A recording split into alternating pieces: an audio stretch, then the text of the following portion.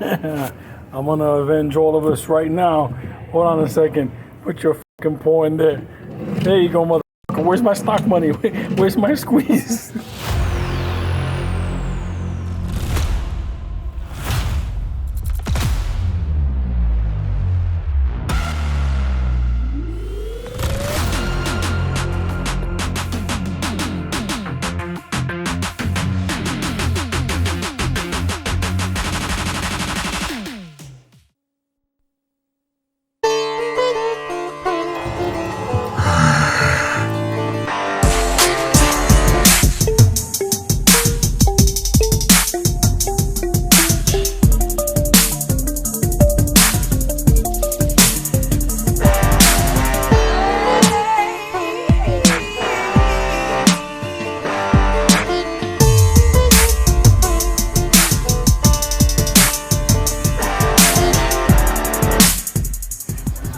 Hey, Marco Hodes, I'm here with your friend Speedy.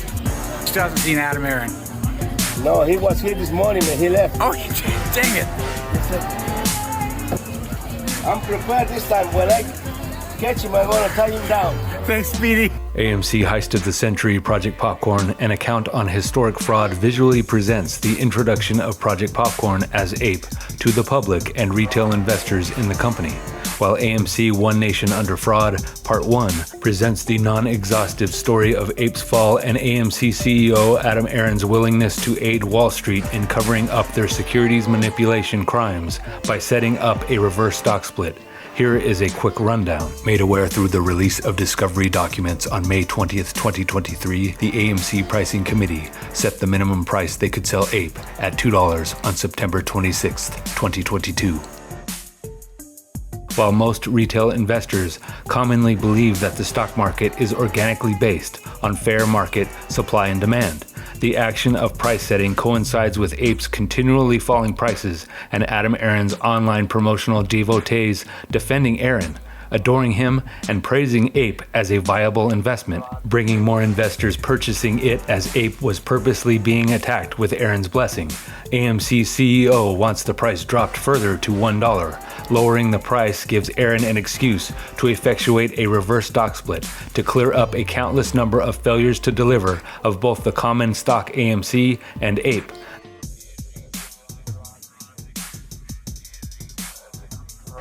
The idea all formulated in a meeting on January 27th, 2021. Project Popcorn was established in November of 2021. In December of 2021, after Project Popcorn's presentation, Aron appears in California to begin the scheme to endear himself to retail investors. Ape is introduced to the public and more is explained in Heist of the Century Project Popcorn, an account on historic fraud. Aron then goes on a multi-state tour presenting the benefits of the second half of Project Popcorn in the form of a reverse stock split that retail will eventually vote on in the near future. Self-proclaimed securities experts and stock pumping influencers in AMC for 2 years assisted Aron, giving investors the incentive to continue to buy AMC and Ape, telling the public that there would be an upcoming massive short squeeze and that short sellers would have to close their positions on Ape when the stock split finalizes. Countering Aron's core influencers were a host of other personalities defending retail and warning them of the impending damage a reverse stock split would do,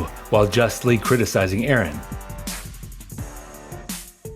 On December the 6th, 2022, DF King's Crystal Scrutato affirms that Aron's decision to rig an upcoming vote for the reverse stock split in favor of Project Popcorn would result in a positive outcome. Unbeknownst to his retail shareholders, Aron is introduced to Antara Capital by Citigroup's Derek Van Zandt, striking a deal with the short seller of Ape to purchase Ape shares at the predetermined price of 67 cents.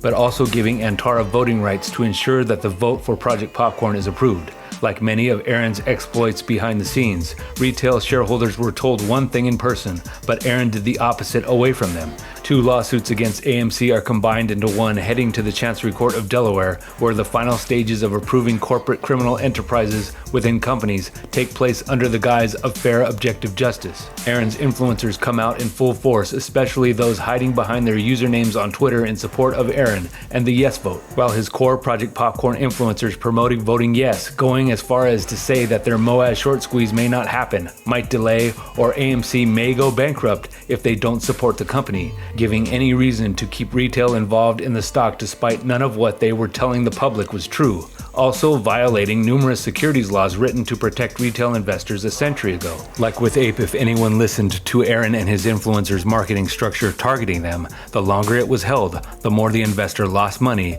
and short-selling hedge funds gained from Aron's influencers promoting it. While projecting they were fighting for retail and against hedge funds, one was trying to become one, while others professed to be after Ken Griffin or Doug Sifu.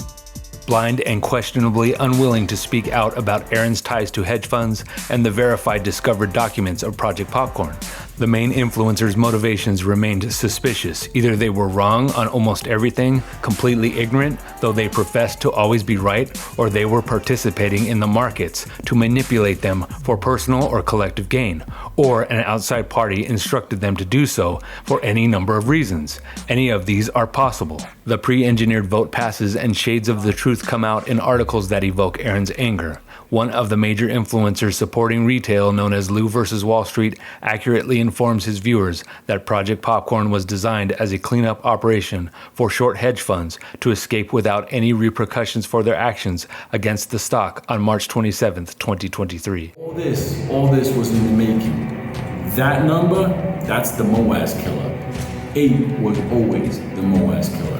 Project Popcorn influencer Casey Shaw continued the merchandising trend after the vote, suggesting that the community give more money to AMC by joining its A-list membership subscription service. Vice Chancellor Morgan Zurn published a letter for AMC investors to share their views on the upcoming decision of whether or not to remove the status quo order and dismiss the case against AMC, allowing retail to speak their mind about the conversion and reverse stock split. What appears to be strong-arming tactics rather than shaming by Adam Aron and executives at AMC to force another company, Benzinga, to change their tune regarding a post of a larger AMC market cap. Aron confirmed that he was able to humiliate them into changing their minds. Like Paul drew earlier, some investors on Twitter were not completely convinced by Adam Aron's artificial honesty. A person by the name of the Parseval corrected Aron, showing AMC's true market cap, the one Aron was attempting to swiftly cover up. On April the 3rd, AMC announced it reached a settlement with the lawsuit plaintiffs in hopes of finally lifting the status quo order placed by Vice Chancellor Morgan Zurn. The same day, the plaintiffs filed to lift the status quo order unopposed. Marcel Kalinovic posted the settlement stipulation on his Twitter feed along with the help of Pantheon, explaining that the 10-for-1 reverse stock split changed into a 1 share given back to retail investors for every 7.5 they owned. Like Brian Reis, Kalinovic has selective memory, conveniently forgetting he pushed his followers to buy and hold AMC as if they would be making life-changing wealth. But for Kalinovic, the message was often overt, over-the-top, and hyperbolic, to the point of oblique confidence in the crime he was aiding Adam Aron with. Who's tired? Who's tired? Show me in the fucking chat. I want to see. I'm fatigued. Yes, I'm selling. No, I'm not selling. What are you doing? Are you fucking here? Why are you here? Tell me in the chat. Are you fucking fatigued, retail? Because I'm not fucking tired. I just bought 2,000 contracts and tens of thousands of shares. And I can't wait to buy more. Yo, look, I gotta say this. I think the Adam Aron sheet on Twitter, y'all are getting to the point to where I think y'all are pathetic. And I think y'all letting y'allself get played by Adam Aron. And I gotta say, man, I think even hedge funds is probably looking at the people that follow Adam Aron on Twitter and saying they some damn fools. Adam Aron does a tweet and he alluded to the fact that he wanted to use the F word, the F cursing word, because he's so upset. Man, Adam Aron is playing y'all. He playing on y'all emotions. Like he's just so upset about this article. He just trying to see, man, how y'all gonna respond, how you move. That's it. See, this is the problem, man, when you're brainwashed. What you should have been asking Adam Aron, Why you wasn't so upset and irate when they was pushing the stock from $72 down to $4? Why you wasn't upset then? Why y'all didn't ask Aron, man, why, when, like I said, when retail investors were losing billions of dollars allegedly through stock market manipulation as a result of these criminal billionaire hedge funds, why he wasn't using the F word then? That's what you get upset about. But see, man, he get upset when something happens that's interfering with his plans. He don't get upset about retail investors losing money because he don't give a damn. But once you do the reverse stock split, you start the money making machine for the short sellers all over again. To the sheeps that follow Aron, especially on Twitter, stop tiptoeing around it, man. Stop being a coward like the person that you follow. Go ahead and tell people, man, what y'all all about. In Brian Reis's April 4th video, he admits how horrible the settlement is for retail, but then sides with the settlement to conclude Project Popcorn's goal of taking retail's holdings. He tells his viewers the bad news about their investment, but then how good it is for them at the same time. Now, a lot of people are saying we're going to pay for this, and yeah, we are. In the end of the day, the apes are going to end up paying this money because it's going to be after the conversion. He's going to sell shares, and obviously on top of that, he's giving them shares and diluting it through that way. I am pissed off about this because he did say he was going to fight this. Everything that I've seen about this situation is legal. I don't know what they can cry about in the end of the day. This was voted on in 2013. I don't believe this case they would have won. And the only reason that I believe Aron is doing this is to get this done, over with, and get them the money that they need to raise capital, get out of debt, and maybe there's opportunities that he might be missing out on. All of these people that are pissed off right now, I'm going to explain to you once again why this is a good thing for us, the play and everything else. An AMC shareholder named Diego Vega's letter reached the Chancery Court on April 5th. They pointed out AMC's wanton dilution without shareholder approval, lack of a majority approval for the reverse split, the mirrored voting clause, breach of voting clauses, and precedents set by Zurn in the past relevant to AMC's lawsuit. Zurn refused to lift the status quo order, citing no good cause. As a result, AMC's price rose. The Super Mario Bros. Movie hits major theater chains, giving AMC a boost in sales. Aron, despite all the production it took to make the film, took credit for its success. In his next tweet, Aron claimed that he saved the movie-going experience while there were still theater companies around like Cinemark and Harkins. It looks like I convinced most of you to take this path. Only one thing that defeats short selling. It's not begging the SEC to regulate the stock market differently. But I'm all for regulation.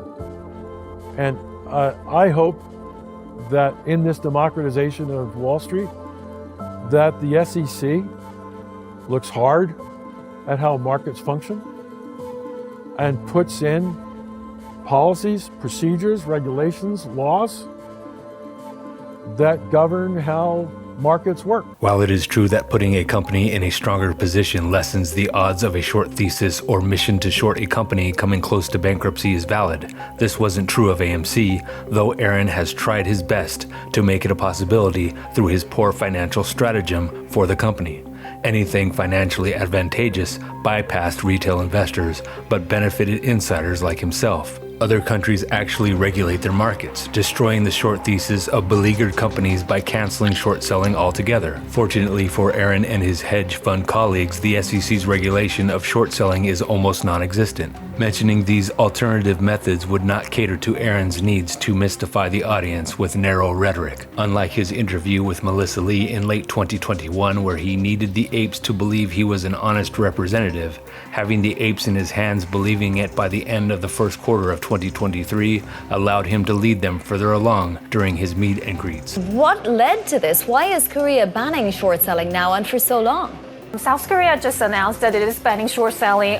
This is the fourth time that the country is banning stock short selling. There has been cases of massive naked short selling, which are illegal in South Korea, that have been hurting the market's role of finding prices and distorting the market.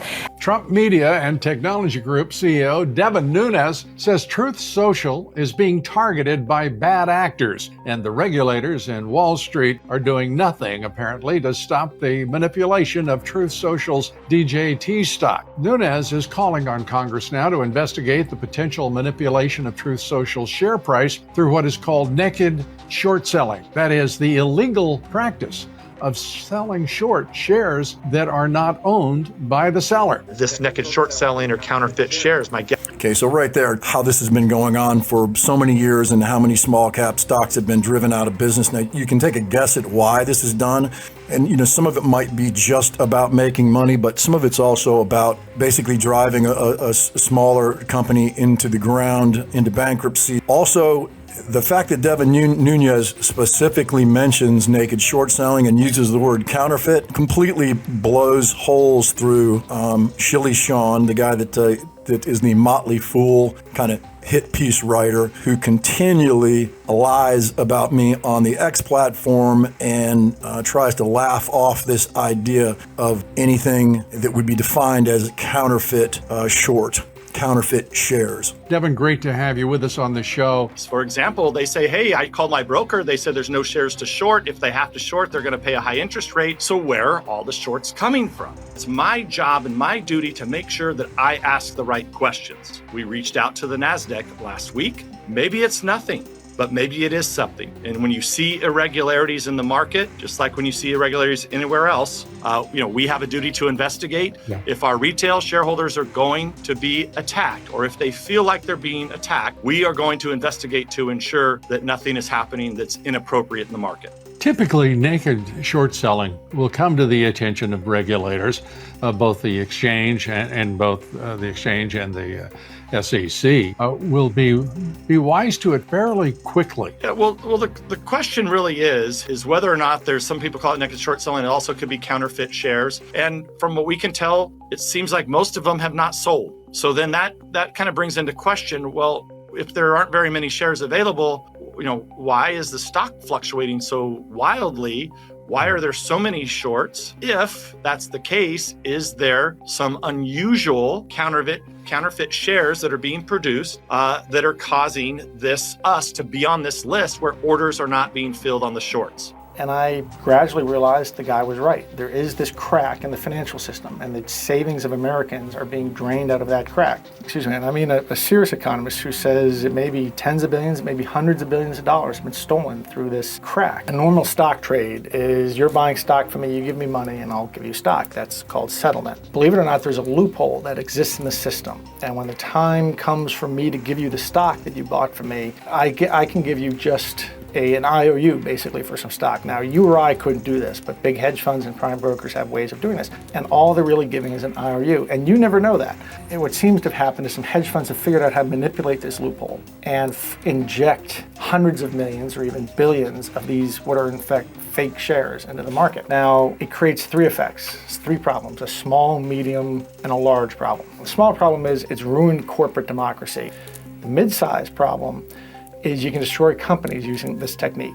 And you just flood the market with fake shares in their companies, and you can crack the market. And if you can do this while you have a couple of your shill journalists just write stories after stories banging the company, you can basically drop it to nothing. 3 years ago, the SEC was saying this is a myth, this isn't a myth. They finally faced enough public pressure that they passed a very tepid regulation show. It said that they were going to start disclosing the names of companies that are seeing excessive numbers of these phantom shares. And on their website, the SEC website actually said, we have to grandfather, that is, we have to forgive all the phantom shares that are already in the system because we're afraid of the volatility that might result from large pre-existing open positions.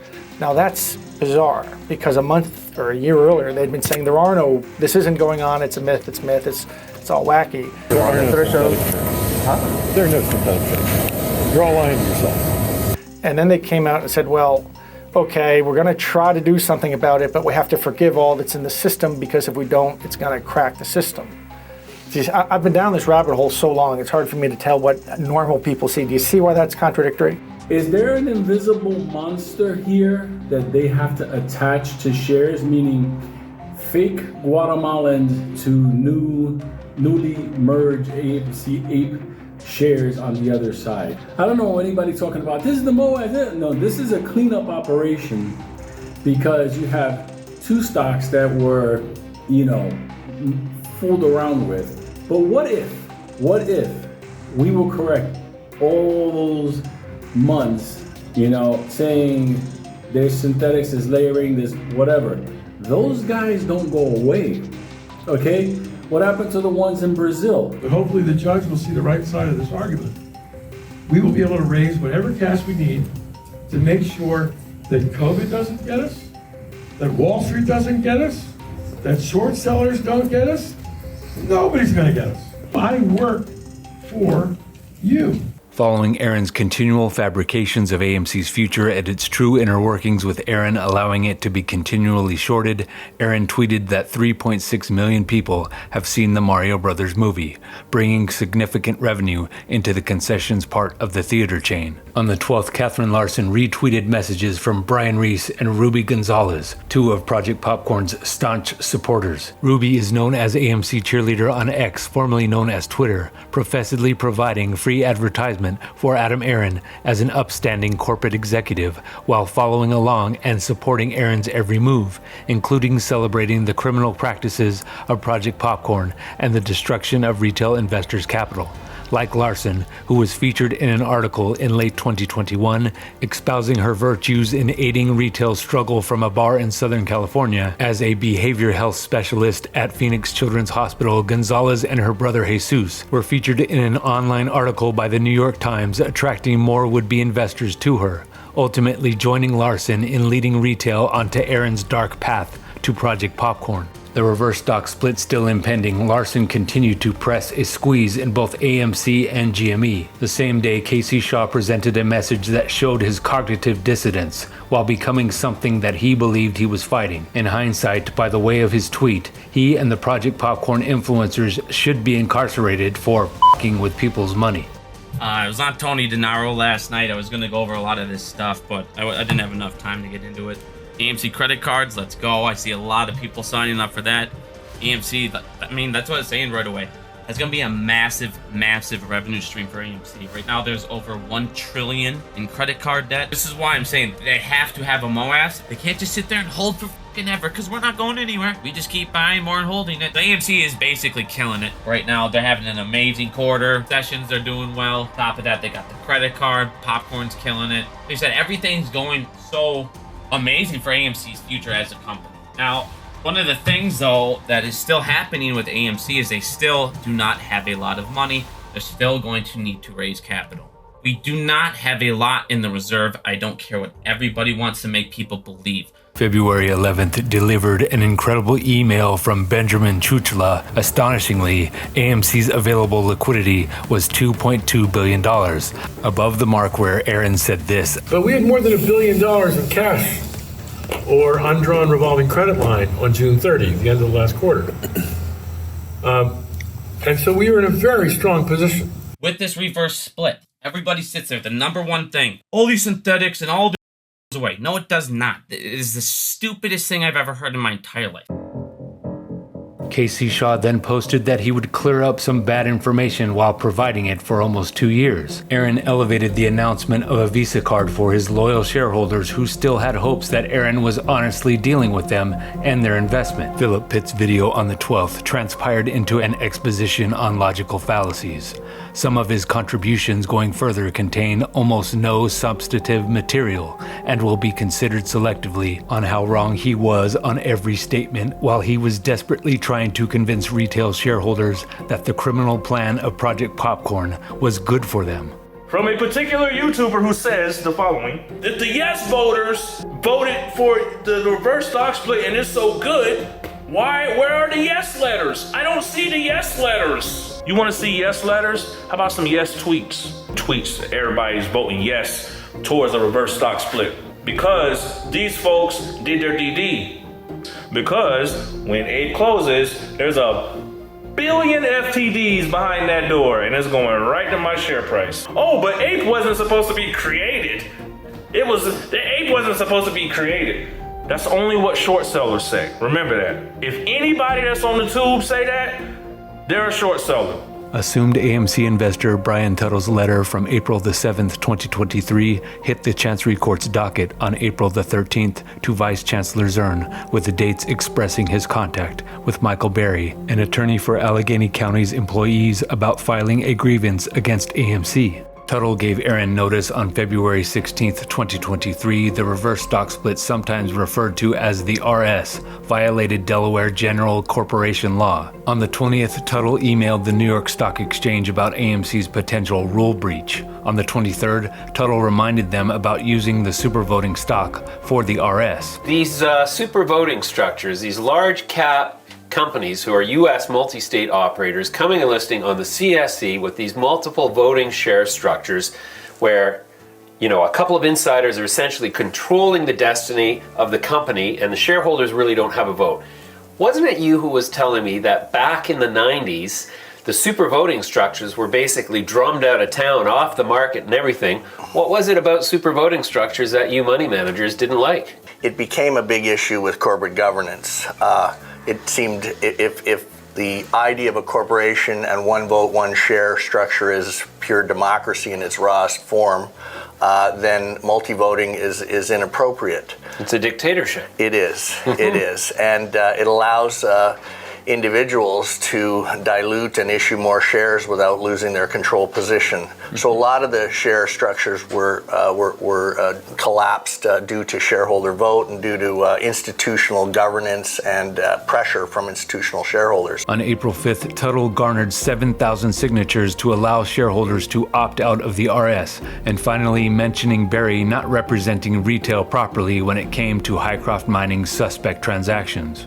On April 14th, attorney Gregory Varallo wrote to Vice Chancellor Zurn that the parties came to an agreed settlement and that they sought an audience with the Vice Chancellor as soon as possible. Aron's next appearance was in California, where Katherine Larsen asked if anyone was going to the event. She attended almost every appearance by Aron when in the Golden State. On April 14th, Brian Reis tried to tell his followers that if they had a current high average before the reverse stock split, buying more of the failing asset ape would cure their ills. But, of course, he failed to tell them, with all his professed self-taught market knowledge, that if anyone held the stock after the reverse stock split, their average percentage would go up to where they would be left with almost nothing of their original investment.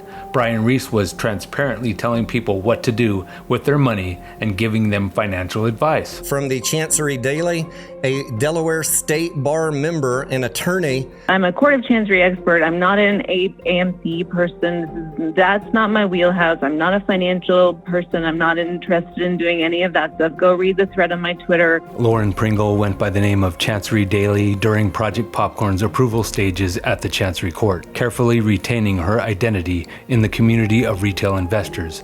She was the only true outside contact, besides Zurn's instructions, the apes had with the court, as none of the counsel forcibly representing retail considered their input or actively fought against it. Lauren's appearance on Adam Aron's public mouthpiece Anthony Franzetti's show is certainly curious, as his ability to attain an insider at the Chancery Court raises questions. As a lawyer, Lauren uses her words carefully and notes what will happen to both ape and AMC as intended by Project Popcorn, saying the word collapse 3 times, meaning the court knew that the reverse stock split would eliminate most of retail's holdings in the company, and the court, as per their storied past of siding with criminal corporations, were simply going through the motions to complete the theft. The thing they were asking her to do before was to lift the status quo order, which was basically they asked her at the beginning of this case, put your hand sort of on the controls, put your hand on the brake, like stop this collapse of the apes in the common from happening. The whole point is that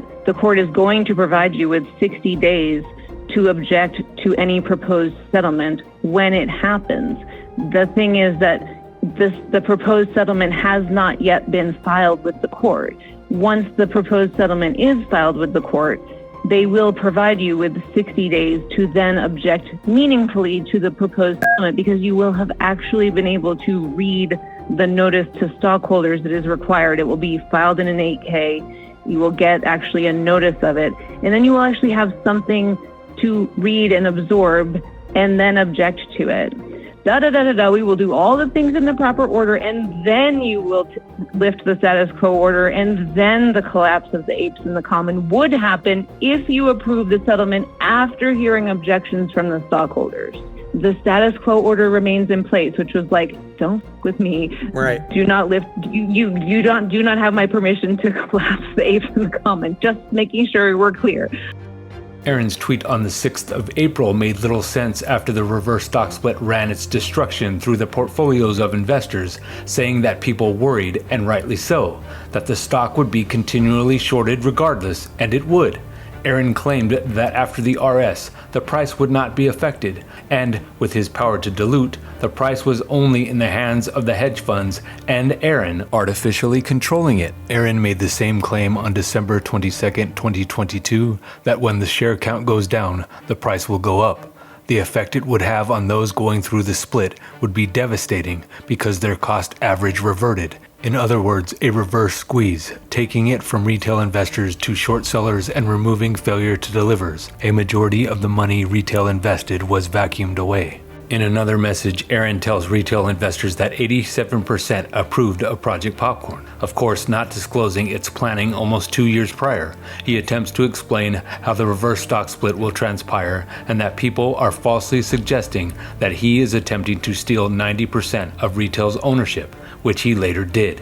He doubled down on the reverse stock split, not affecting retail shareholders' price, even after Ape took away half its value. He devalued it more with the reverse stock split. It is important to remember John Merriman's email to the AMC Board of Directors on May 27, 2022, detailing that Project Popcorn was designed to willfully reduce the price of AMC's value, in contrary to Adams' tweet. Merriman's emails were sent to Sean Goodman, AMC's Chief Financial Officer, and John Merriweather, AMC's Vice President of Capital Markets and Investor Relations, about the super voting structure of preferred shares like Ape. In one part of the email, he states, "Then you and your team can get with the New York Stock Exchange and see if this could work for AMC." AMC did contact the New York Stock Exchange, finding that they surprisingly did not have a problem with this part of Project Popcorn, allowing the stock's value to continue to drop. His second email included examples of companies that utilized the super voting structure in the past: Agile Therapeutics, Avenger, and OpenGen. These securities went through multiple reverse splits and convertible preferred stock, destroying retail investors' value. Merriman attached the prospectuses of each of the companies to the email, concluding that two of AMC's most senior officers knew what they were doing in destroying AMC's stock price. To Goodman and maybe to Merriweather, it was an easy decision, considering Goodman, with the inside information that Project Popcorn was being prepared, strategically sold his shares on July 12, 2021, the same day as Adam Aron, for $565,231.76. A second time with Aron on September the 11th, 2021 for $4,492,290.60. And yet again on June 1st, 2022 for $1,190,590. A month later, he sold again on July 1st, 2022 for $236,992.74. It is an obvious sign that some type of insider trading took place. Aron knew the result, but continued with the charade in order to facilitate the offense against the company and its retail investors. The pressure mounted with some of the influencers battling each other online. Matt Khors, who stopped his AMC Moon rhetoric a year ago and warned people of Ape, was blamed by Brian Reis for the current status of the retail shareholders when he was guilty of convincing people to put money in AMC. Reis stated he was attempting to fix Matt and Trey Collins' mess, but continued to make it worse by being one of Project Popcorn's core influencers. Katherine Larsen posted on the 16th a retweet by an unknown Project Popcorn online persona named Dade Murphy. Casey Shaw gave his followers an ultimatum to leave, checking his mind at the door by citing he disagreed with some of Aron's decisions before and didn't cry about it. showing he was able to disagree with Aron's decisions, and that is fine, but others could not. The ones that Shaw did support were some of the most detrimental promotions that helped Aron suck the equity away from retail. Today, I want to explain what Aron just said about the reverse split and why it's good for the squeeze. He said a reverse split itself has nothing to do with any subsequent price afterwards. Now I want to explain why this is true, and if anything, why it's actually easier to short a stock priced at $3 than it is to short a stock priced at $30. But first, let's mention the glaringly obvious part that Aron neglected to mention. As Wall Street Apes tweeted, he said, what about all of the predatory short selling, off exchange and dark pool abuse, robbing all buying pressure that resulted in AMC dropping from $72 to $4 per share? Aron has neglected to mention the reason why AMC is performing this reverse stock split in the first place, and that's because of the price dropping from $70 per share down to between $3 to $6 per share, solely caused by stock manipulation. For 2 years, Brian Reis helped build Project Popcorn's base of investors, setting them up for downfall by buying and holding the stock. In consecutive tweets, he then blamed them for buying and holding the stock, threatening to run away from the securities fraud he perpetrated online by blocking them. The longer they push it, the more they are, the more they're borrowing. So, like I said, guys, it doesn't hurt us anything to cost, or it doesn't cost us anything till you hit the sell button. In April 2023, the month of his tweet mocking investors, Reis said he found a dream home for his wife, paying the full amount in one transaction. We had 100 million shares outstanding on the New York Stock Exchange on the Wednesday. But at that time, we were a majority owned by a Chinese company, the largest movie theater chain in China. They had 50 million shares, and they never traded a one. On that Wednesday, January 27 of 2021, the trading volume in AMC stock was 1,250,000,000 shares. I need to have enough cash in the bank that we can tell Wall Street today, like we did in 2021, bankruptcy is off the table. And you voted yes, 88 to 12. By the way, don't ever believe what you read on Twitter, except what I write. What I write is true. And one of the few times he mentions controversial issues, Aron speaks about the rigged vote, confirmed by the emails sent back and forth between Derek Van Zandt, Antara Capital, D.F. King, B. Riley, himself, and AMC's board of directors, telling his audience not to believe it and offering reasons why. Like, you rigged the vote because, like, the apes voted yes, and Antara voted yes. But here's what's interesting. We announced the results of the vote. And we made sure that we announced the vote not just of how the apes voted or how Antara voted, but how the common AMC shareholders voted. We won this vote 72-26 amongst the common and 88-12 with everybody. That's a huge landslide vote of support for the proposals that we asked you to decide. And what that means is, if we can implement the shareholder vote, it means we can raise cash whenever we need to. History and Aron's workings behind the scenes dismantle his argument. Though there were still some supporting Aron, whether it was a prepaid pretense or not, members of the board of directors, including Aron, were informed that the vote for the proposed amendments would not likely pass without Project Popcorn in place. When they turned around and put out 8 without us voting on it, and then they sold 8, that means sold voting rights, that's how they got around this. And it's like, oh, I love apes, we're gonna reverse split and everything, a complete workaround. But the main thing that everybody has to remember is that ape at the end of the day was one, not authorized by us. It was authorized by the board. Not this. That was to raise capital, I get it, but they used it to sell voting powers to get dilution. That was the whole trick of this. So right now, I'm chomping at the bits. I'm waiting for the vice chancellor to, obviously give her opinion. But I can tell you one thing: this whole thing stemming from 8 going forward, you're going to see less of popcorn in the public. Don't be shocked if you don't see him go, "Hi apes, I'm at the movie theater," because people, they're not buying that anymore. Ape was a loophole to get around us saying no to dilution. Then they turn around and this reverse split, which basically they voted for, not us. And at the end of the day, here we are now. This is a meaningless lawsuit. It's frivolous. We're ready to settle. That's the kind of that happened. A user on Twitter named CJ McAllister posted a professionally made promotional advertisement telling the AMC community of retail investors to listen to, follow, and subscribe to the best voices during the time the court was gathering crucial information and gaining the public support was essential. A majority of the voices here supported Aron every step of the way through Project Popcorn and the annihilation of retail investors' portfolios that would eventually end up in the hands of hedge funds. Most of them pretended to be fighting for retail to gain retail's trust.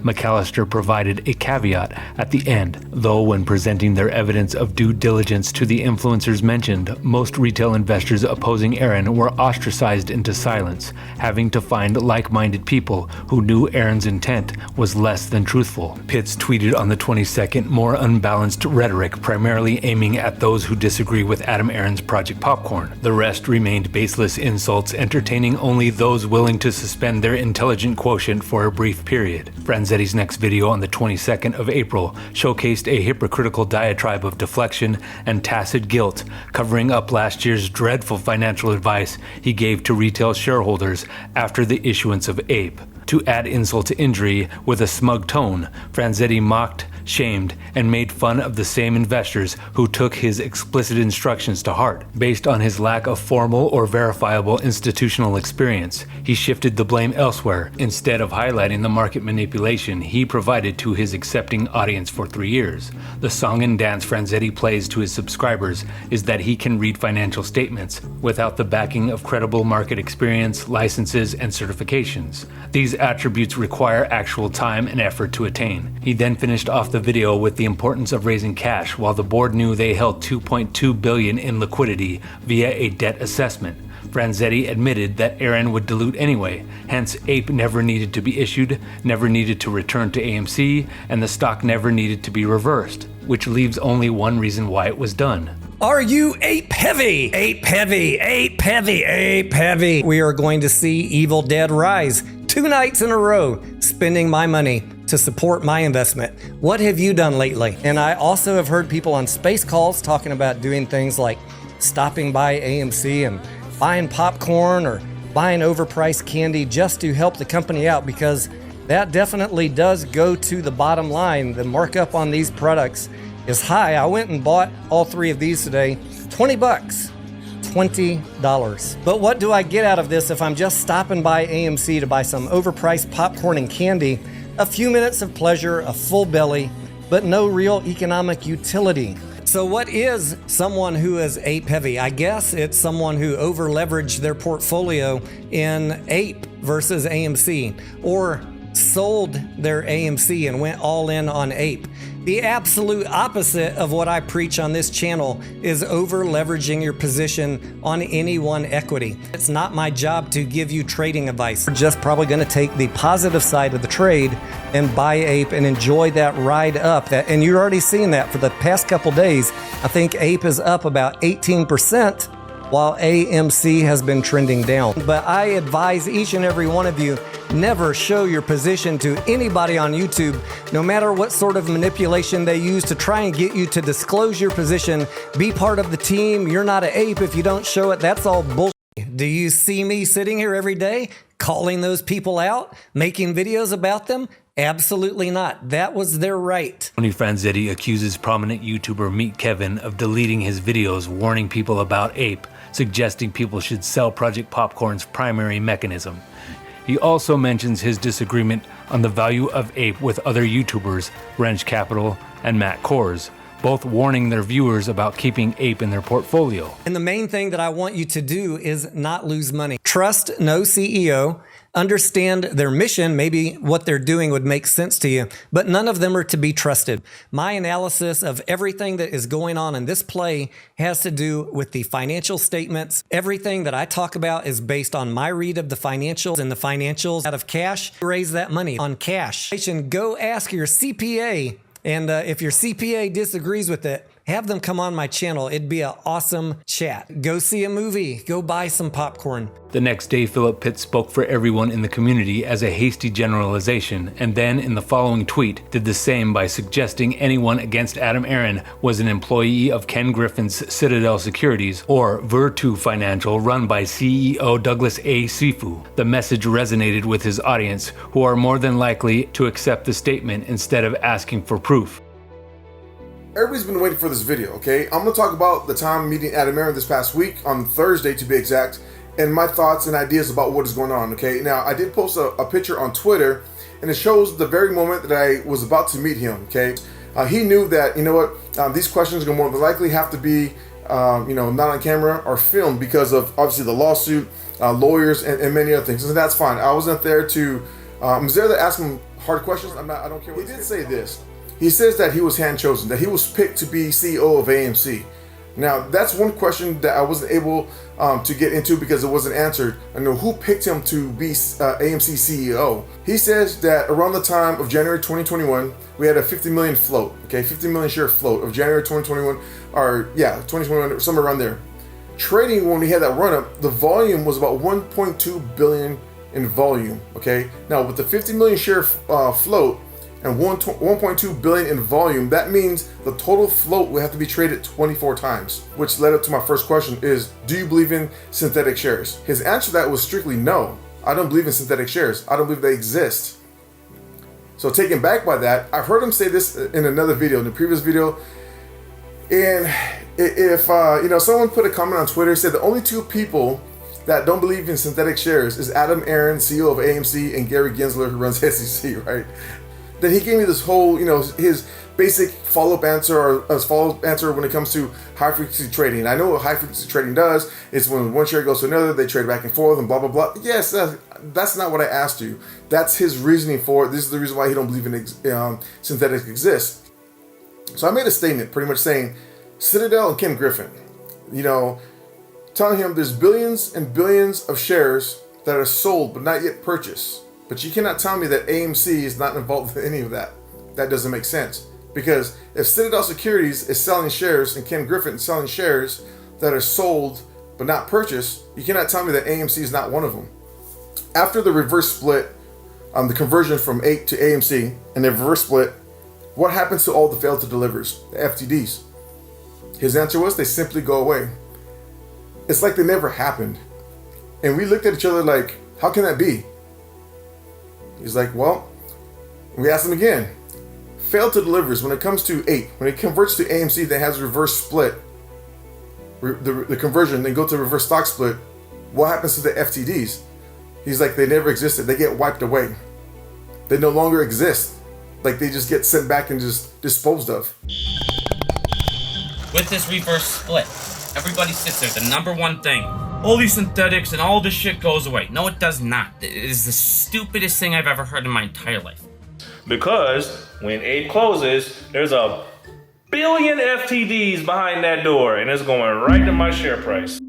Before an important call, Vice Chancellor Zurn appointed Karine Elise Amato as Special Master overseeing peripheral issues that the Vice Chancellor may consider after Amato's review, including oppositions or motions to intervene in the proceedings. Amato presided over the objections of shareholders as well. On the 25th of April, Zurn took a conference call with both parties on several important items in the agenda, including Amato's appointment and shareholder notices. The court was hesitant to exclude shareholder notice through the mail via the court's own rule and the United States Constitution's right to due process. This required notice to all shareholders through a reasonable effort. Attorney John Neuwirth spoke in the conference with court representatives by reiterating some of Aron's talking points to the retail investors about their dire need to raise cash reserves. Any notice concerning the lawsuit could be conducted using electronic means, and that there was an estimated 3.8 million shareholders, with the cost of notifying every shareholder estimated at $2.9 million. Zurn responded on the 27th with her attempt to accommodate both parties with their want of an accelerated settlement, for which she tentatively placed the hearings on June 29th and June 30th. Everything was unusually delayed, and she needed additional documents filed quickly to expedite their case. Her Paperwork on the schedule and form of notice was soon to be finalized. Then she would provide instructions to shareholders on how to proceed with objections. She included that the settlement documents needed to be filed by that day or the hearing dates would change. Complying with Zurn's request, the parties filed their settlement documents in a rush to close out Project Popcorn with several submissions. With the documents was a letter to the Vice Chancellor in dispute of the prospect of mailing notices to shareholders due to the excessive expenditures. Jackie, talking to you. But for all the rest of you, I'm just sort of guessing like you're apes, right?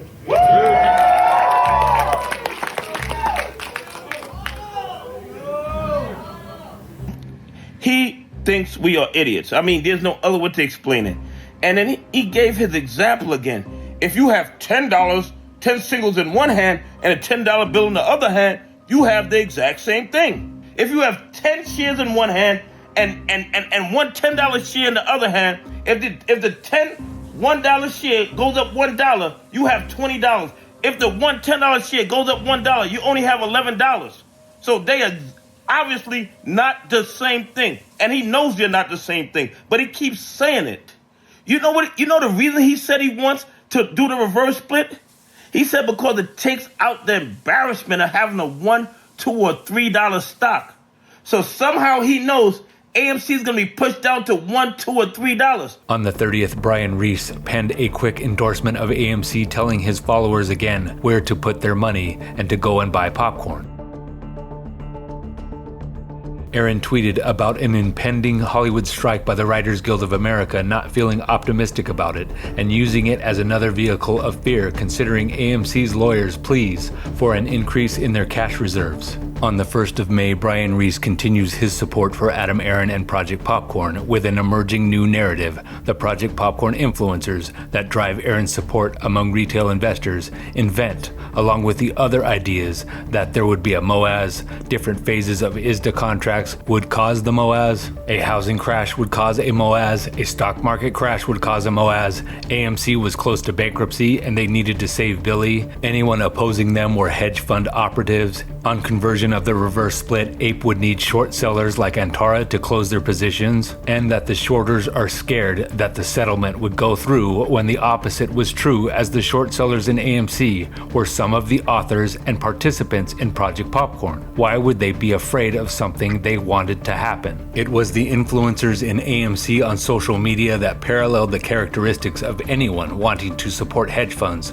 with their reliable support of Adam Aron. Aron then tweets about the security exchange Robinhood falsely claiming that AMC filed for bankruptcy, with Aron restraining himself from cursing again. Despite his recent gloomy assessment of AMC's current conditions, he stated that suddenly they had a sizable cash position, which transparently shoots down his call for much needed cash by his lawyers to the court and his influencers on social media, swaying public opinion about all things AMC. His regularly changing narrative begins to morph into translucent gamesmanship, with the possibility of monetary movement to support their on-off public relations mind games. In the next tweet, he called Robinhood incompetent and evil, alluding to a lawsuit in the making. The rapid anger placed on Robinhood may be attributed as well to Aron's concern that new and old investors alike would see the horrible news of AMC's bankruptcy, driving old investors to sell and new investors to avoid it. All of the work done with Project Popcorn by everyone involved would unravel, which is why he uses bankruptcy selectively. Less retail investors interested would mean fewer for him to take from them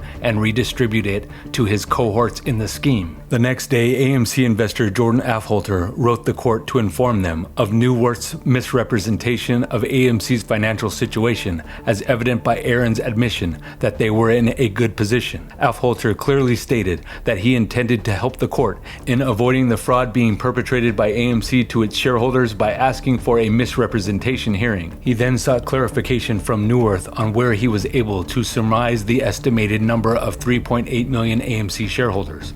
Affolter asked for raw shareholder data and that the court consider his letter as a motion, or that the court order a sua sponte, meaning the court act on its own authority concerning Affolter's claim. Affolter provided another letter on the 3rd of May citing errors in the party's notice to shareholders concerning the due date for those who wished to appear in person. An hour after Affolter's letter, Vice Chancellor Zurn published an updated letter of instruction to shareholders, giving them a timeline of events and how to object to the settlement. Special Master Amato would file her recommendation no later than June 21st, 2023.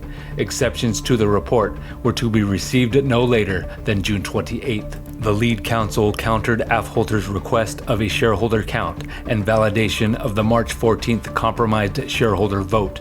The lead counsel never legitimized the vote, despite their unsolicited representation of retail investors. Vice Chancellor Zurn informed the parties to file briefs in regard to the settlement. The same day both parties filed, the documents included the information that Anthony Franchi purchased only 32 of the common shares, acquired at a low value and suffered no financial hardship compared to the struggle retail investors were up against with AMC. And Allegheny County held only 879 shares from their retirement system, yet represented the entire worldwide class of retail investors. In one of the briefs, Project Popcorn is mentioned for the first time. The documents were placed under seal. Both of the briefs filed collectively emphasized a joint effort to converge on two major arguments that pushed a quick determination to garner attorney's fees, incentive awards, and the urgency of the settlement's approval. Otherwise, AMC would face an imminent bankruptcy that AMC was never in danger of. Also within that eventful day, Jordan Affolter wrote an additional letter contesting the procedures shareholders needed to follow in order to be considered for qualifying objections, mainly as an opposition to including the sensitive financial information of shareholders. On the 5th of May, Brian Reis, notwithstanding his 2 years of driving investors into AMC, lashed out at retail investors for investing in the stock after questions rightfully arose concerning Project Popcorn.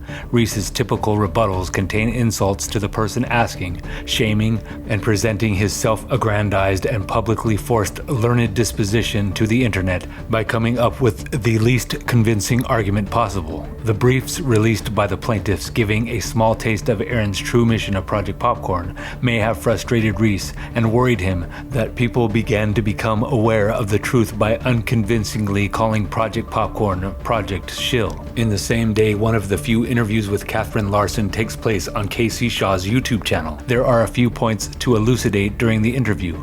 As an influencer, Larsen's words would resonate with those listening to her for her non-financial financial advice she gave to them. Her son was the reason for her purchase in AMC stock, revealing several times that she liquidated everything and was all in when it came to AMC because of the corruption. Far from liquidating everything, Larsen currently owns 2 properties purchased prior to the interview.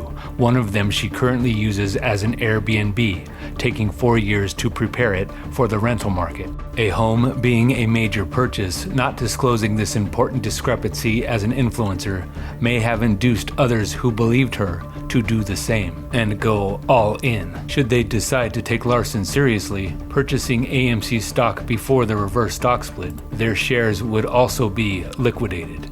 She then claimed AMC would go up after COVID, placing the possibility 6 days after the interview since it was the official end of COVID on May 11th, 2023. Aron explained to her during the California meet and greet that bankruptcy was off the table, but messages by Aron and his lawyers contradicted the statements in the future, per his aforementioned tirade against Robinhood. Larsen mentioned she secured her financial outlook based on Aron's worry for her. Both defended Aron, and Shaw mentioned a follower of the AMC influencers named Grandpa Barney, who consistently sent them large monetary YouTube super chats during the saga. Shaw speaks of Project Popcorn, relegating it to allegations but admitting to not reading all of the brief, then utilizing an ineffective analogy in defending Aron, claiming he would look at it in the future, and explained that he was on YouTube to dispense right information that was reliable, unfortunately claiming he would not sell retail out, but in some ways he did, effectively supporting Project Popcorn until it completed. And my son got me invested in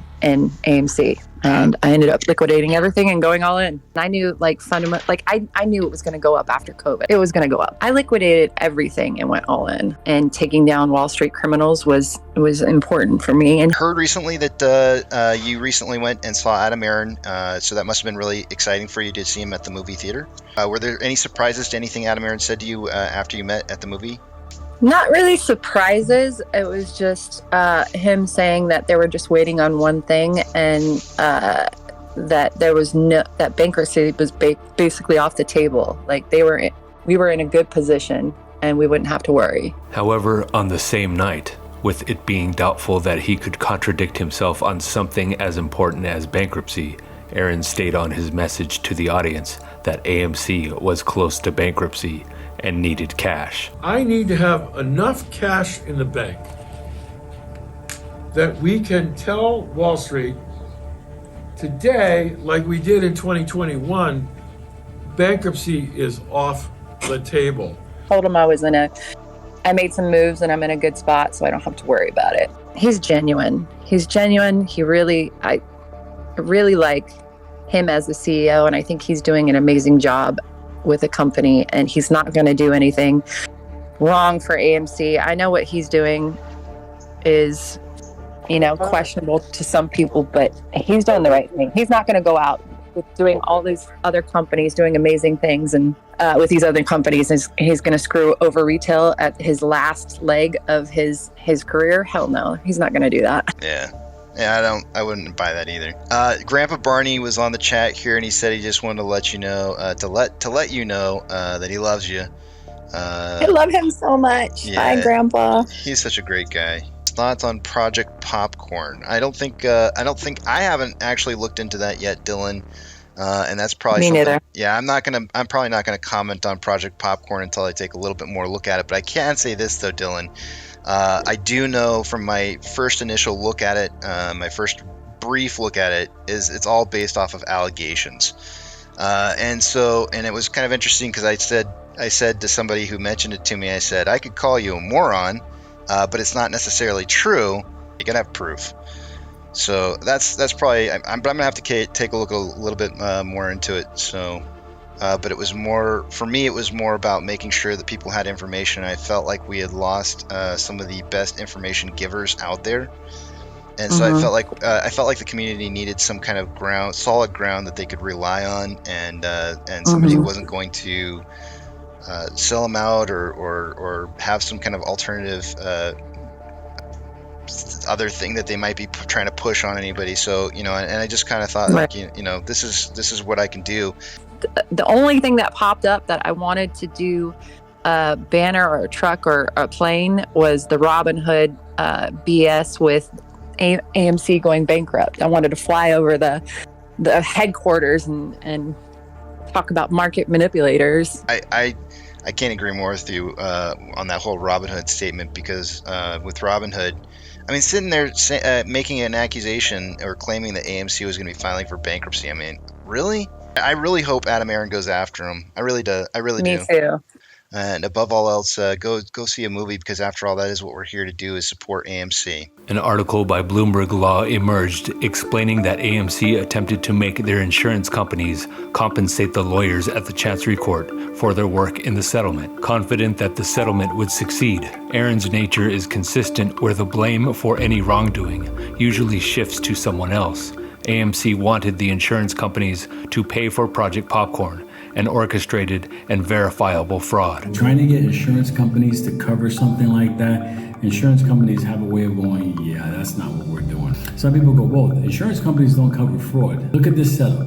AMC had the mirrored votes, and the other side, I mean, this whole nonsense was this was the entire scheme of AMC. So at the end of the day, the idea that you're gonna have an insurance company cover this, no, it's not gonna happen. Like Brian Reis, Thomas Smallbone comes out to oddly attack Project Popcorn, while only seeing a portion of its magnitude. Project Popcorn's minute section in the brief filed on May 4th contained 25 verifiable references along with the planned controlled vote between Citi, Antara, and AMC, but none of Aron's Project Popcorn's influencers mentioned it. The timing of his defense of AMC, the settlement, and Aron appears orchestrated with briefs filed, then sealed at the Chancery Court. Any number of reasons why Smallbone came out to Aron's defense on a consistent basis like the others can be applied to his quick reaction to Project Popcorn's reality, comparing it to the Amber Heard and Johnny Depp trial. He then applied a tweet by an investing website called Investor Turf,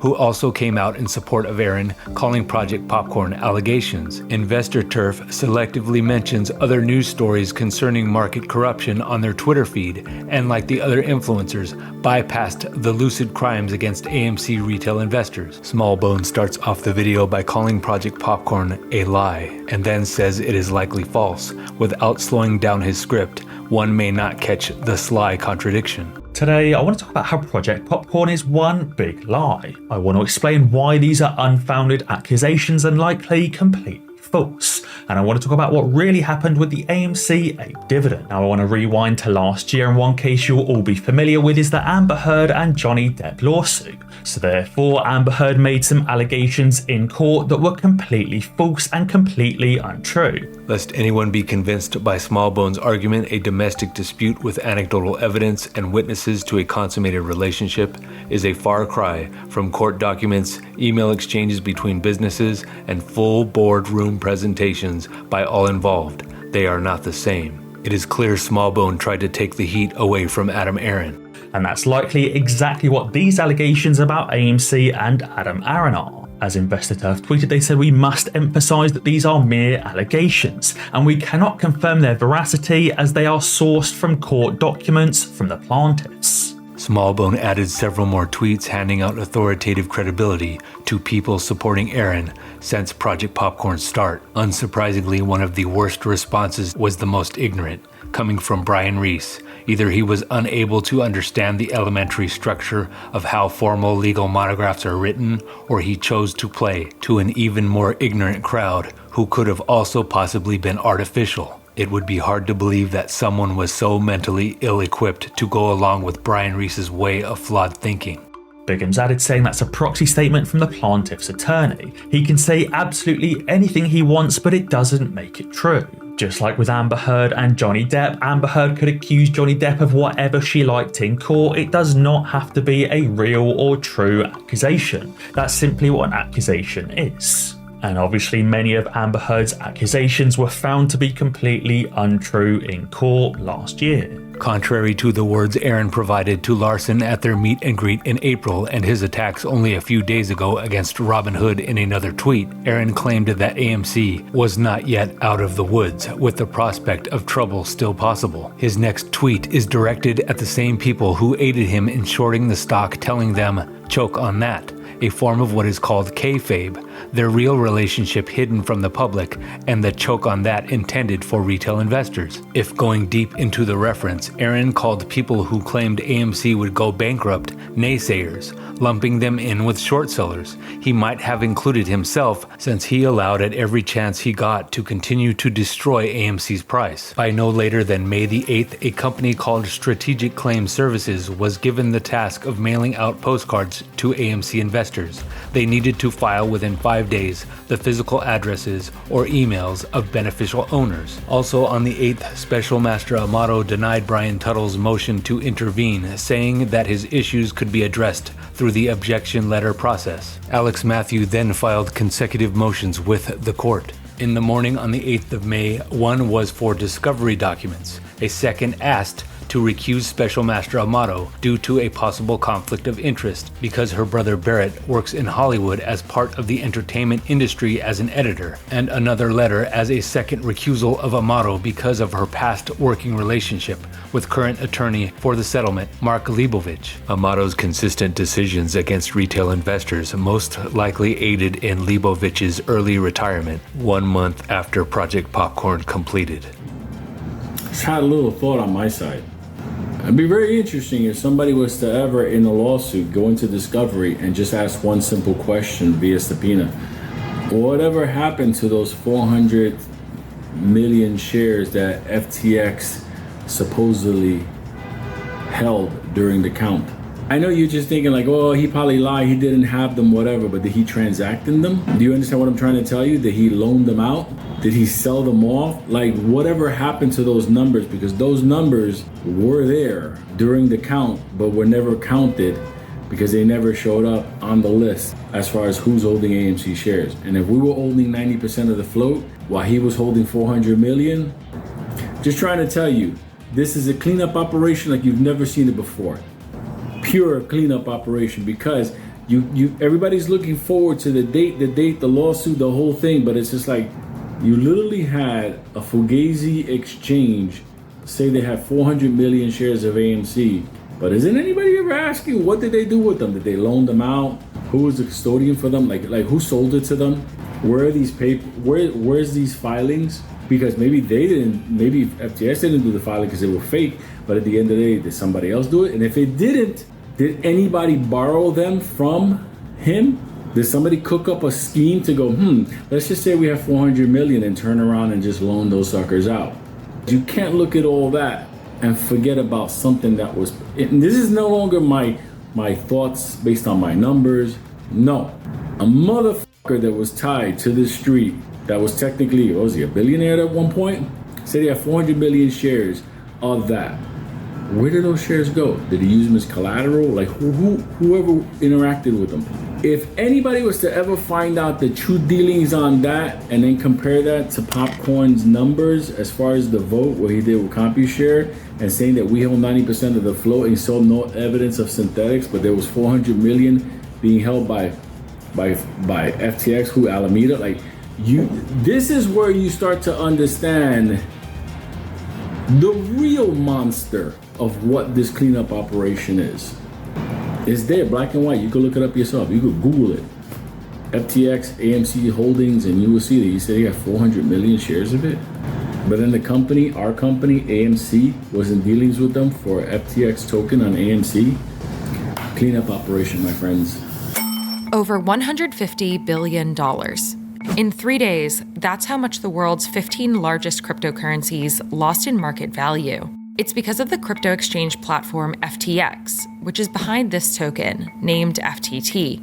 On November 6th, the token's value began to fall, losing more than 80% of its worth in the span of 72 hours. On the 11th, Bankman-Fried resigned as CEO, and FTX and Alameda filed for bankruptcy. Afterwards, FTX said it was probing a potential hack.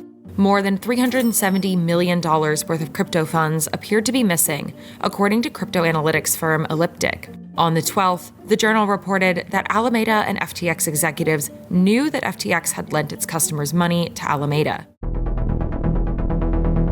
With the pronounced funds missing, the Parseval returned with a multi-thread explanation on Twitter that some of the missing funds FTX managed by Sam Bankman-Fried were on the Ethereum blockchain. The wallets were drained to other wallets named FTX Account Drainer with each account number, seen here from an Ethereum scan. The drainer accounts were merged to a single account, FTX Account Drainer.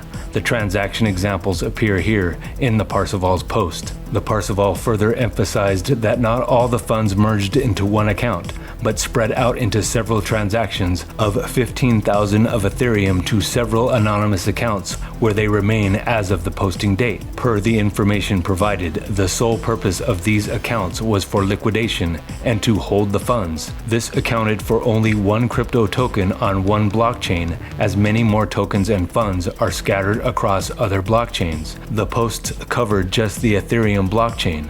The Parseval found 250,000 of them at the time of the post. In the next part, on May 10th, 2023, the Parseval showed that 50,000 Ethereum were removed from FTX Account Drainer wallets and sent to 1inch, and then to anonymous wallets. 1inch is a decentralized crypto exchange. As of the post, the funds are still in the wallet. The wallet does not show the Ethereum balance it completely received, moving it to the platform's aggregation contract, which is designed to gather data and facilitates transactions over multiple platforms. Following the contract led the Parseval to the 50,000 Ethereum on Etherscan. According to him, in the third image contained over 1 million transactions, which makes specific transactions nearly impossible to find because of Etherscan's search limitations.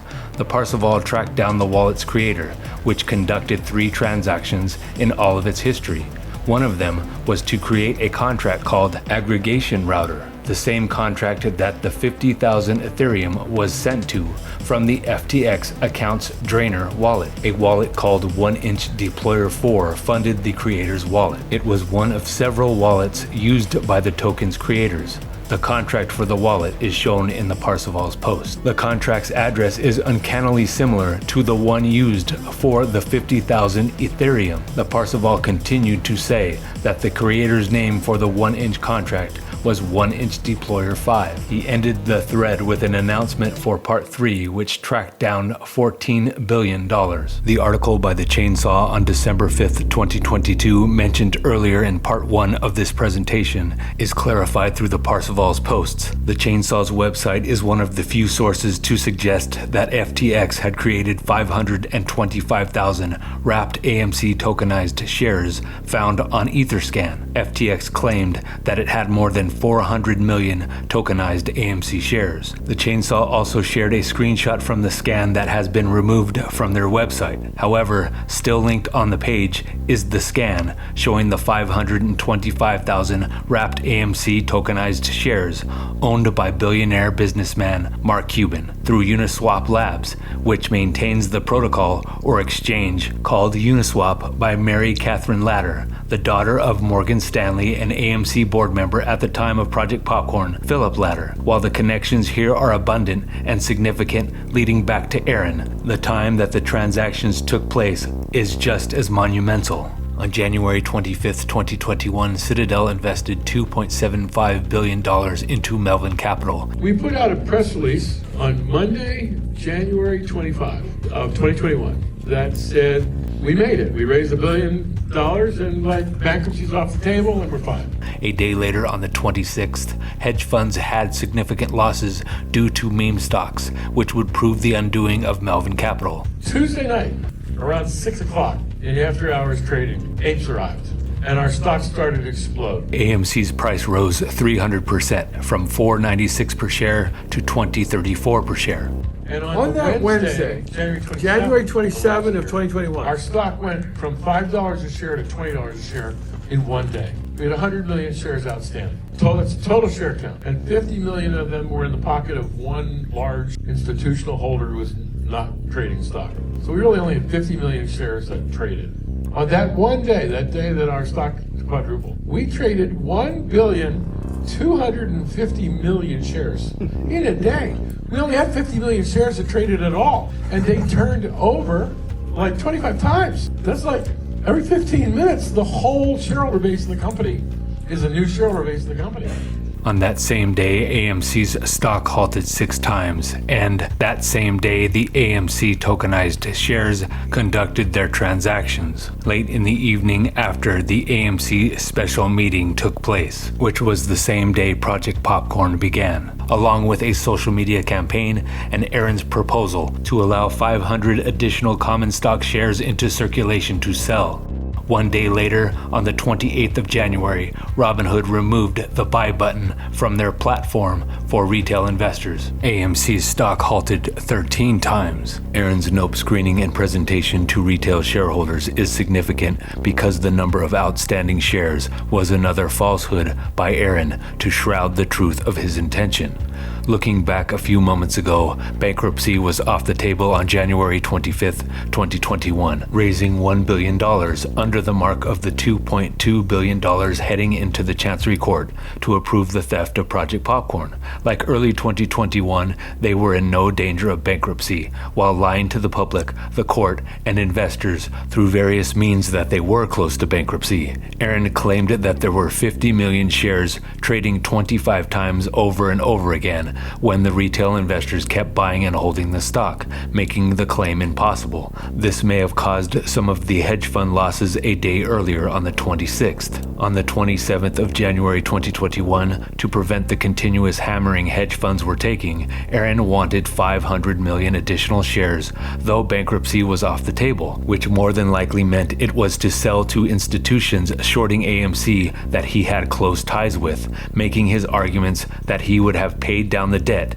had he been able to issue the 500 million shares after pulling the vote improbable, because whenever he chose to make any headway on debt, it is never at a price that benefits AMC, only hedge funds. The main claim Aron makes is about the actual share amount on January 27, 2021, saying it was 100 million, 50 million owned by retail investors and 50 million owned by Wanda, stating it was the only institution that owned 50 million shares. AMC's August 28, 2020 SEC filing only 4 months before his statement shows that on August 3rd, AMC had 109,319,377 shares. These were separated into 2 classes, Class A common stock and Class B common stock. Class Bs typically have less voting power than Class A common stock. Above the amount of the over 109 million shares, AMC issued more at-the-market stock offerings into circulation, selling them between late 2020 to January 2021. On September 24, 2020, 15 million shares issuing through Goldman Sachs as sales agents. On October 20th, 2020, 15 million shares issuing through Goldman Sachs and Citigroup. On November 10th, 2020, 20 million shares were issued through Goldman Sachs and B. Riley. On December 11th, 2020, 178,021,978 million shares through Goldman Sachs and B. Riley. On January 25th, 2021, 50 million shares, for a total of 278 million shares, taking into account the 109,319,377 million shares, which includes the 50 million owned by retail and the 50 million owned by the Wanda Group, plus the number increased over 4 months to 278 million shares. The number of shares would be 387,319,377 shares if traded on that single day. It would have traded 3.1 times instead of the 25, yet Aron needed another 500 million shares on top of this. The likelihood of counterfeit stock and Aron's involvement in securities fraud, embezzlement, racketeering, theft, money laundering, and RICO violations only intensified. If you take into account the times that he sold shares right when the pandemic began, the times would provide a smoke screen for Aron to sell these securities at such a low price without anyone noticing. What should come to mind as well is the 525,000 AMC wrapped tokenized shares moving on January 27th, 2021, the 400 million FTX claimed they owned, the possibility of other counterfeits in circulation by other hedge funds, and what happened to the ones in Brazil? Conclusively from Aron's meet and greets presented to the AMC retail shareholders, he lied about the true amount of shares, saying it was 100 million when it was more likely upwards of 389 million or more, never giving evidence as to why he needed 500 million more, which would bring the total to 889 million shares. He only desperately needed them for hedge funds decimated a day earlier for shorting the stock, making him aware of it as far back as late 2020. The court published a letter from Etan Leibovitz on May 9th that he mailed on the 1st of May with 2 attached exhibits. Exhibit 1 was his proof of ownership through computer share, and the second one was another request for averments or statements to be revealed or unredacted to the public in the best interest of the shareholders. 27% of the averments were redacted. During the 10th of May, Zurn responded to Alex Matthews' request, denying the first recusal, but waiting on the second until she spoke to Special Master Amato.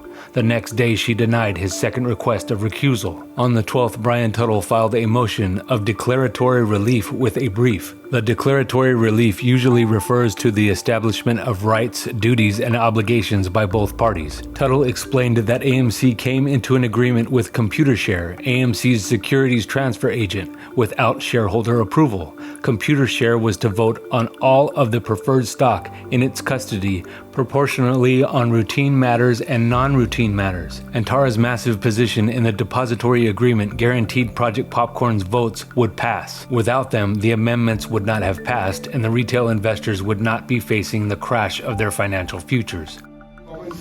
Guardians of the Galaxy zu sehen und habe überhaupt keine Ahnung, warum ich jetzt hier zu euch rede und But for the rest of you, I'm guessing that you're apes. This is the 24th movie that I've hosted in the last year and a half, but only the second in Europe. I did 22 in the US, I did 1 in London, and it was so important to me to come to Germany and be with our German apes. 4 million people became shareholders of AMC and rooted for our success. I always knew that you were in my corner, and that gave me the energy and the drive to fight the fight. I realized that we had a big following here in Europe as well as in the US. On the 15th of May, 10 days after the interview with Casey Shaw telling those who took her seriously that she went all in on AMC, Katherine Larsen posted a picture while on vacation. Larsen suggested that some of her followers were upset because she didn't use her money to buy more of AMC stock, but rather took a vacation, though she went all in on AMC. Brian Reis joked with her that she may have been paid off to speak about the stock market in order to take a vacation. By mid-May of 2023, Vice Chancellor Morgan Zurn invited those that were going to object to the settlement to file motions requesting access to a limited amount of discovery records or any evidence not provided to retail investors in the past, amounting to almost 1,500 pages of documentation. They were only made accessible shortly before the end of the month on the 31st to AMC shareholders. To thwart any retail investors' efforts, AMC lawyers and lead counsels actively sought to bar the disclosure of discovery in a significant transparent sign that AMC never wanted to properly represent their retail shareholders in the company. Aron's repetitive I work for you axiom was a phrase synonymous with his mounting embellishments to his retail investors. Both parties filed within 20 minutes of each other to prevent discovery. Etan Leibovitz, Al Matthew, Jordan Afholter, and Frank Marabito were some of the few shareholders willing to obtain the discovery documents from the court. With their request came the release of one of the most important documents in the history of America's stock market, the Daniel Meyer Affidavit, written by legal counsel for the plaintiffs and spanning 928 pages. Included the email chain to Antara and Citi, Apes offering breakdown, and the November 11th presentation by Derek Van Zandt of Project Popcorn to the AMC Board of Directors. Notably conspicuous is a copious amount of redacted information still kept from the public.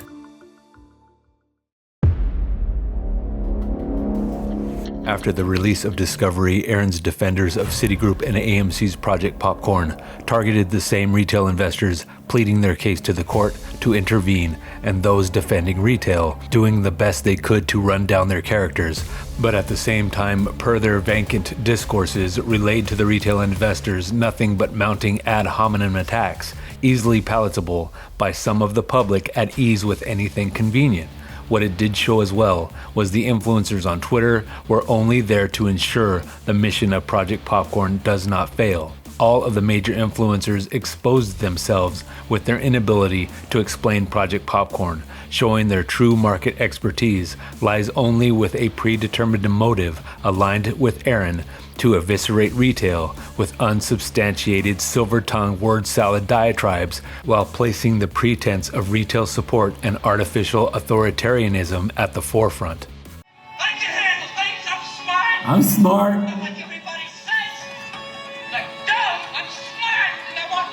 I want respect.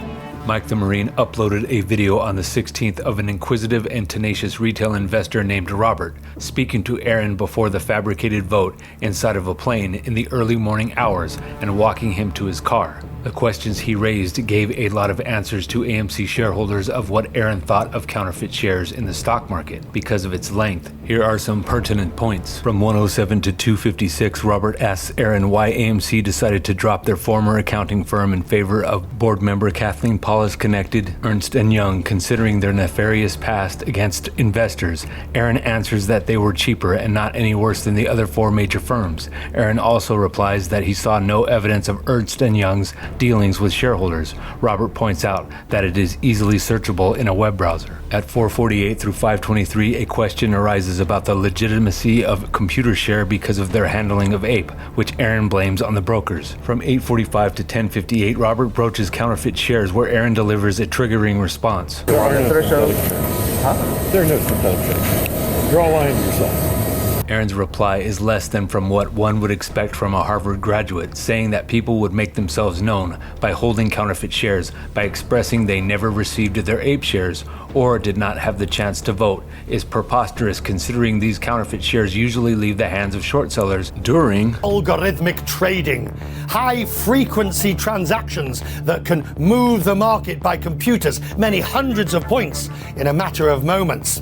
We saw a good example of that on Monday when computers responding to the VIX futures pushed the market down more than 1,500 points. The term short ladder attack is a new term. Long story short, the hope for the big investors, the hedge funds, is now that they've already got their short position, they want to manipulate the stock price to make it go down. And so they're buying and selling their own stock, which doesn't even actually exist. It's actually all borrowed stock. Basically what they're doing is buying and selling their borrowed shares back and forth for lower amounts, driving the price of the share down. Counterfeits sometimes leave as fast as they are acquired, taking place in dark markets away from prying eyes. We had 100 million shares outstanding on that Wednesday, January 27 of 2021.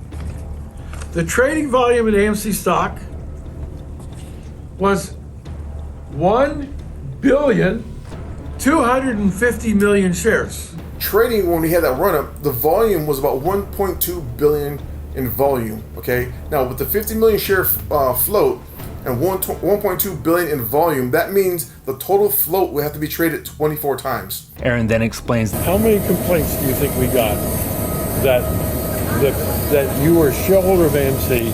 I don't mean there was a 2-day delay or a 4-day delay because some broker screwed up. Right. But by middle of September, how many of the 517 million shares, how many told us they never got their ape? I would say at least 100,000. None. Zero. None? Nobody complained to you direct. Why would someone reveal that they owned counterfeit shares? Retail ostensibly believes they have genuine shares and would have reason to complain. Aron then posits that those with counterfeit shares would vote if there are more votes than the float or shares outstanding. Everyone would know that there are counterfeit shares. This is what is referred to as begging the question. At 1301 through 1618, Robert inquires about Aron's tweets when he said he would contact FINRA. He mentions to Aron that ape was the most shorted stock at the time, with Aron countering that illegal shares did not exist when Robert did not refer to them in that section of the conversation. Well, they don't exist. And you don't want to hear that. And a lot of people who believe what you believe don't want to hear that. Which leads one to wonder if Antara and or Citi used counterfeit shares to bring the price down with Aron's blessing. The section ends with Aron telling Robert all they could do is tell the New York Stock Exchange and FINRA to notify them if they see anything wrong. Since Aron did not hear from them, there was nothing wrong with their stock. From 1622 to 1701, Aron becomes irate with Robert and uses the early morning hours as the reason for Robert's supposed delusion about counterfeit shares. However, the same can be said for Aron's disposition. Robert, it's 1 a.m. and you don't know what you're talking about. You're just wrong.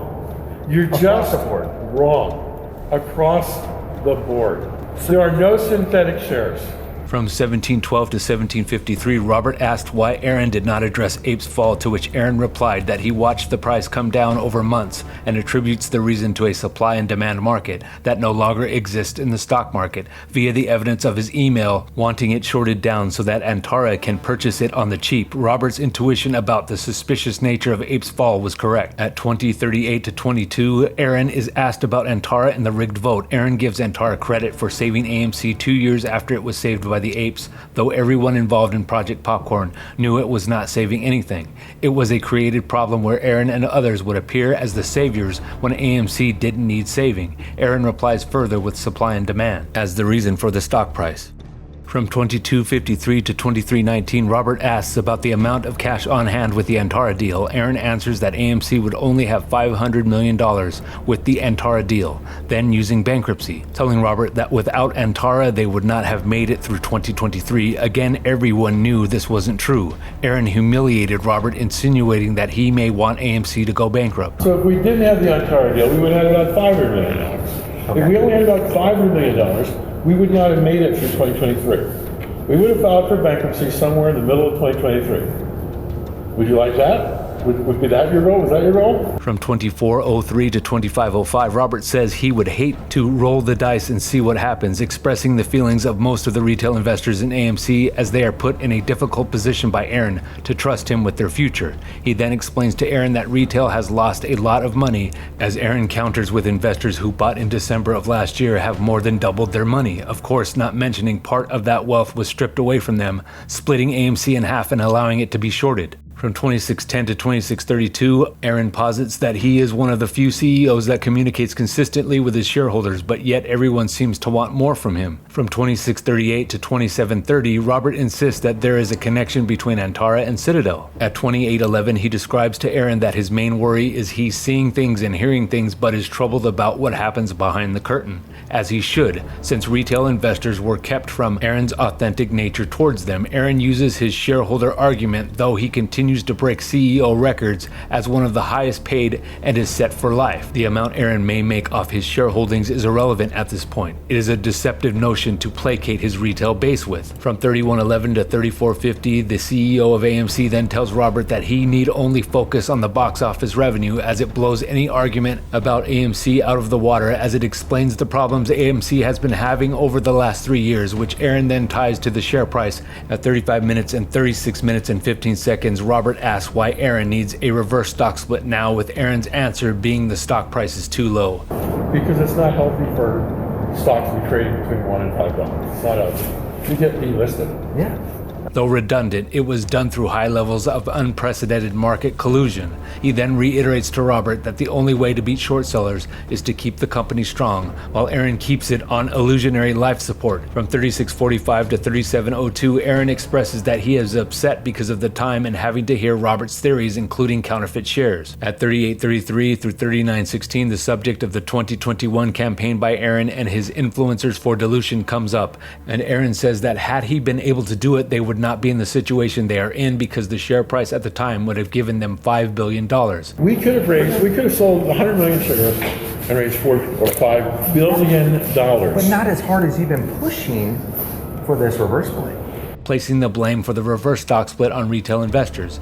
Incredibly, he uses fear against Robert and the possibility that AMC would be delisted. However, do you want to be delisted and thrown off the New York Stock Exchange? But everything done thus far has been by AMC's board of directors, with hedge funds and market institutions aiding them. He never mentioned the possibility of delisting to shareholders at several of his meet and greets, only that he would still be able to confidently raise cash. But if you vote no, we'll still raise cash. From 3937 to 4134, Aron uses his math to insist the investment of shareholders would not change once the reverse stock split occurs, and the stock would still be shorted regardless, though Aron is worried about the share price. One of the reasons for the split. He knew what was going on, all right? Even though he claimed in this audio when he was talking to a shareholder, there are no synthetics. You're being ludicrous. You don't know what you're talking about, Robert. When the whole time, as Al shows in this Exhibit G, AMC knew what was going on. This email is from John Merriweather. Jimmy, thank you for your email. AMC has not issued any additional shares, and we have not listed any stock on any foreign exchange. The number of issued and outstanding shares of AMC Class A common stock is 513,330,240. Merriweather goes on to say, it appears that a Brazilian stock exchange has added the ability for Brazilian investors to trade unsponsored Brazilian Depository receipts under the symbol A2MC34. BDRs are certificates representing shares of a foreign company traded in Brazil.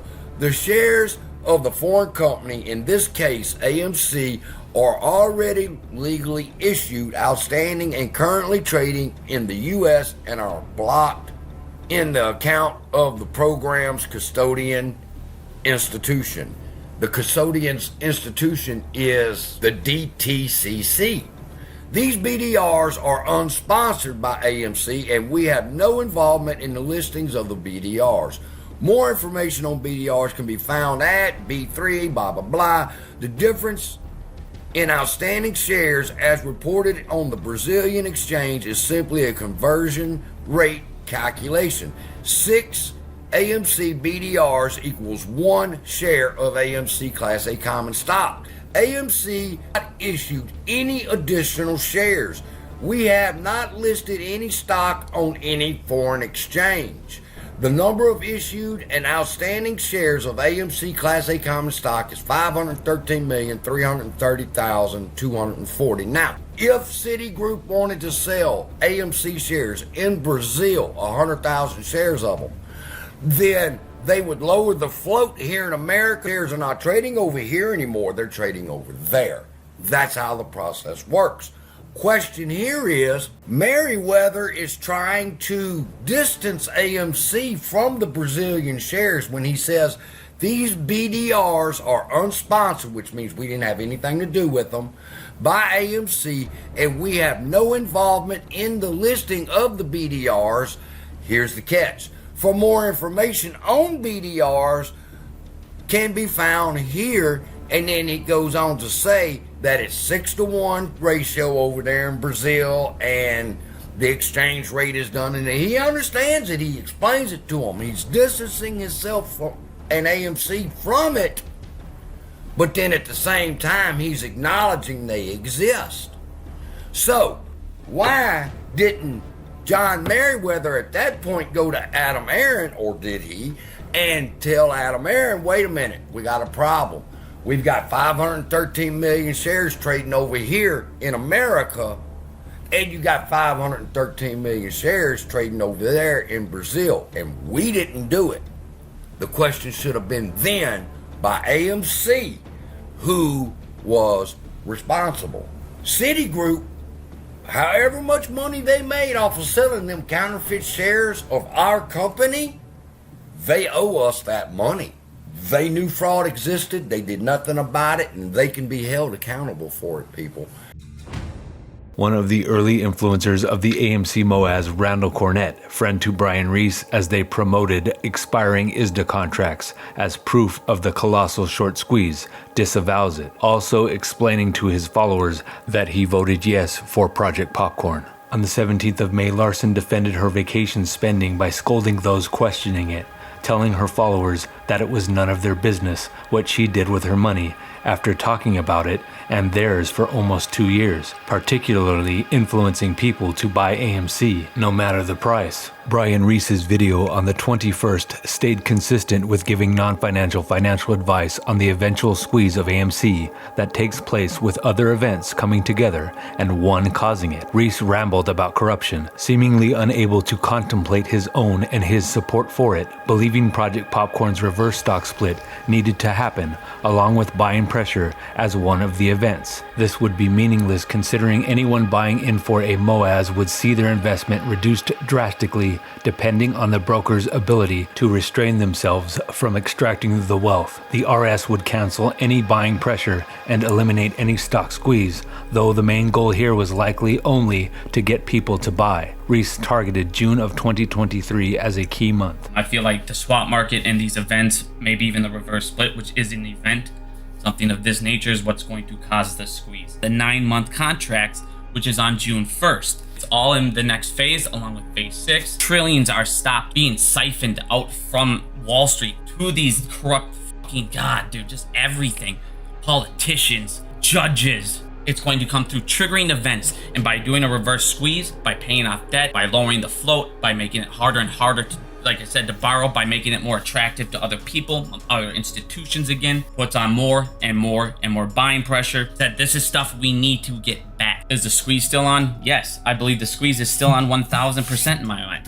Everything we need to have this squeeze set up is starting to come together. You need this in the back end. I mean, when all this shit starts crashing, I can tell you one thing, that Hycroft and all that gold, that might, that investment he made might be worth a pretty penny. It's 3 events. Like I said, the reverse split can be an event. And I believe, like I said, all these ones in June are going to be the ones. I mean, all the writings are on the wall. All the writings are on the wall everywhere. Go ahead and pour yourself a drink. Let's have a little bit of fun.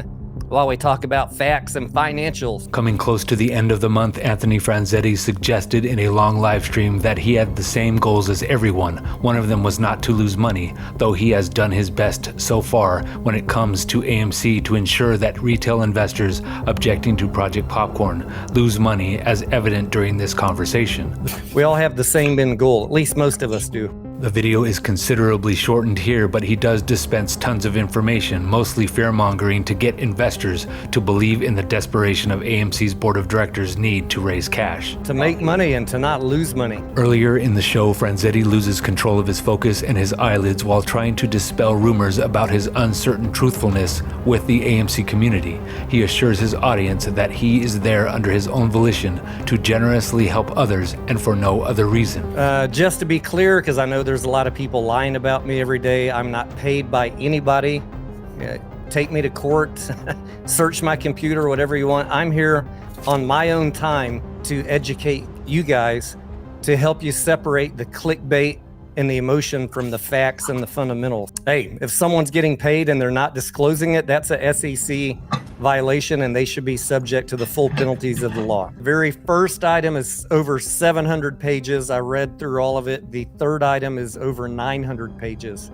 Franzetti then clarifies that he read over 700 pages of one of the discovery documents, but briefly mentions the massive 900-page Daniel Meyer Affidavit, giving both legal and financial advice by attempting to dismiss its powerful contents, which did contain several smoking guns, though he never mentions the transparent collusion between all parties involved in setting up retail to lose their investment in the company, considering Franzetti doesn't want anyone to lose money. You're not going to find any smoking gun in there. This is the one that's kind of interesting, and you don't need to read all 900 pages. You may or may not be interested in that. Both he and his guest suggest the advantageous nature of buying Ape over AMC. I've talked about the arbitrage for many, many months now for the exact same reason. It is the smart play, like whether you want to just trade it into the conversion or hold it for long term. Let's just say you can 3x your position if you're buying Ape and you're planning to hold for the long term.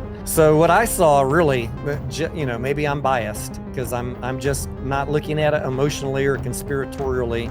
What I saw in all the board meeting minutes was a lot of panic for the last couple of years of how do we not have these landlords foreclose on us? Even if we filed bankruptcy, some of them might be for it, some of them might not. 40 minutes, 90% of you still have not gotten your postcards. The conversation shifts to Aron's sudden ability to raise cash when Robinhood suggested that AMC was close to bankruptcy. Franzetti spins the narrative in a different direction, opposite to the premise of Aron's tweet. Yeah, people read too much into tweets. His tweet was talking about 2 weeks ago how they're doing right now, not how they're going to be at the end of this year. 500 million. Take the fucking financial statements to your CPA and ask them if this company is going to survive 3 more quarters. They are going to tell you no. The rest of Franzetti's words speak for themselves, with hints of intrinsic hubris, turning up the fear-mongering, anger, and overall emotion directed at retail investors in convincing them how important the reverse stock split was, going as far as threatening to leave the investment as if it would also affect shareholders' decision to stay in it as well. And that is why, if for some reason AMC loses this lawsuit, I will be out of this play. Because I'm not gonna stick around in a company that's headed for bankruptcy. Someone asked me the other day, why are you saying you guys are gonna end up like Bed Bath & Beyond? Because if AMC loses this lawsuit, I am out. I'm not gonna watch it go down the drain like Bed Bath & Beyond and people rah-rah in the company. And you will run out of cash and the lenders will foreclose on the company. Then it will go into bankruptcy and the lenders will own the company and you will get nothing. That's what's going to happen if AMC loses. He finishes off his message saying that a loss for AMC at Delaware is a win for short sellers. In the end, it was the short sellers that won, with Franzetti's vast, fact-based, self-promoted mental prowess and innate, acutely adroit knowledge of financial statements. No doubt Franzetti knew this, but decided to tell his audience a contrary result would arise should AMC lose the lawsuit. It is no wonder people questioned his honesty. But I think it's you've had some of the best corporate attorneys in Delaware, the plaintiffs' attorneys, look at everything and are now recommending on a settlement. Exactly. And everybody. I mean, limiting the company's ability to raise cash impacts everybody. But if you vote no, we'll still raise cash. I consider it a short's dream for this lawsuit to go against AMC. Absolutely. They'd be like, "Oh, we got them in the final trap now. They can't fucking raise money." We'll still raise cash. Double down on those shorts. Pantheon, I see in the chat. What's up, amigo? People were asking about you earlier. Thanks for dropping in, because all I do is get attacked for providing facts. Today, I want to talk about why shorts haven't yet faced this giant margin call. Thomas Smallbone's video, Why Haven't Shorts Been Margin Called Yet, highlights Carl Icahn's losing streak during an investigation of a Ponzi scheme, explaining that hedge funds have not been margin called because of their plentiful cash reserves. He then gives an example of Archegos, which eventually suffered its downfall, regardless of the amount of surplus to fight it, comparing it to Carl Icahn, who Smallbone believes will soon suffer the same fate. He posts a tweet from Peter Han, a longtime supporter of Project Popcorn, generating more hype into AMC to tie it into hedge funds' trouble and convince others to invest. Han deceitfully uses the early 2021 run-up of GME and AMC to imply that the present conditions were the same, close to AMC's reverse stock split. Disturbingly, Smallbone references a tweet from Anthony Franzetti a day earlier stating that Adam Aron's public statements have aligned with everything in the 900-page Daniel Meyer Affidavit Franzetti read that morning, also claiming that he did not see anything in the document that aided short positions, but found the opposite. Denari tweeted saying, "This morning I read through 900 plus pages of AMC discovery posted publicly on the AMC Investor Relations website, covering board meetings from 2021 to 2023. And he said, I didn't see any discussion about helping shorts, actually quite the opposite." Smallbone springboarded off the evident lie by agreeing with it and then adding his own. Again, this is something I touched on the other day when actually board members of AMC were talking about how APE would actually be damaging for the shorts and would likely cause them to close out of their short positions, or at least make shorting significantly more difficult for them. Again, it's good to see that Tony Denaro is agreeing, especially after he's read through all 900 plus pages of data. He then suggested that Aron is on the side of retail because hedge funds like Icahn and Archegos are not disclosing the full extent of their losses, attempting to make his audience believe that everything would be fine with trusting Adam Aron. Because Adam Aron is on the side of retail investors, it's just simply these hedge funds that are not disclosing the true extent of their losses. A year after this video of transparent securities manipulation, one thing both men have in common with Adam Aron is they continue to participate in the markets without any investigation into why they misinformed retail investors about Adam Aron and AMC's true mission against retail investors. As I think it's great preparation for the AMC squeeze. Like, does it pop in Popcorn's head to like just the whole AMC universe, like, dog, your entire retail shareholder base is chomping at the bits to get at your ass via lawsuit. Like, think about this. Think about how where AMC started until now. And all of a sudden now we're in this major situation. You got Antara dropping their, the ape that they got through, Popcorn and Crew. Messages going forward from some of Aron's influencers focused on how terrible no voters or the people against Project Popcorn's design theft are, and how detrimental they were to the community. They vilified the prominent voices fighting for retail with clear falsehoods of their characters and the final outcome of Project Popcorn. Another mission was to divert attention away from the effects of the reverse stock split by generating more hype for an upcoming MOAS, with the idea that hedge funds are in trouble, and it would be worse for them considering AMC's large market capacity of more than $2 billion, making a squeeze more likely, but not disclosing the reverse stock split does the opposite, essentially becoming new investors in the company, but later having it taken from them. By this time in the crucial months ahead, it is self-evident what the mission was of Aron's influencers. When Jordan Affolter filed to extend the period where retail investors can send in their objections, lead counsel filed in opposition, citing insufficient time to prepare for the settlement dates and that investors were given ample time to reply, as well as significant protections for their right to a settlement hearing. These rights, like non-public discovery documents available to retail, leave out a key caveat of of their access. Some of these rights mentioned should be allotted to investors regardless. Lead counsel addressed these issues as if they were doing investors a favor. The next day, because of her consistent string of denials, Amato dismissed Affolter's request. On the same day, Marcel Kalinovic defended Aron's statement that there were no synthetic shares. Again, Kalinovic conveniently forgets his previous role in pumping people to buy AMC. Part of the reason was the counterfeit shares he believed existed. Kalinovic's bad argument here suggests that since Aron runs a movie theater company and not the DTCC, he wouldn't be aware of counterfeit shares, easily consumed by those Kalinovic is doing the poor thinking for or purposely misleading them. He ends the tweet by insulting the people he is pretending to support.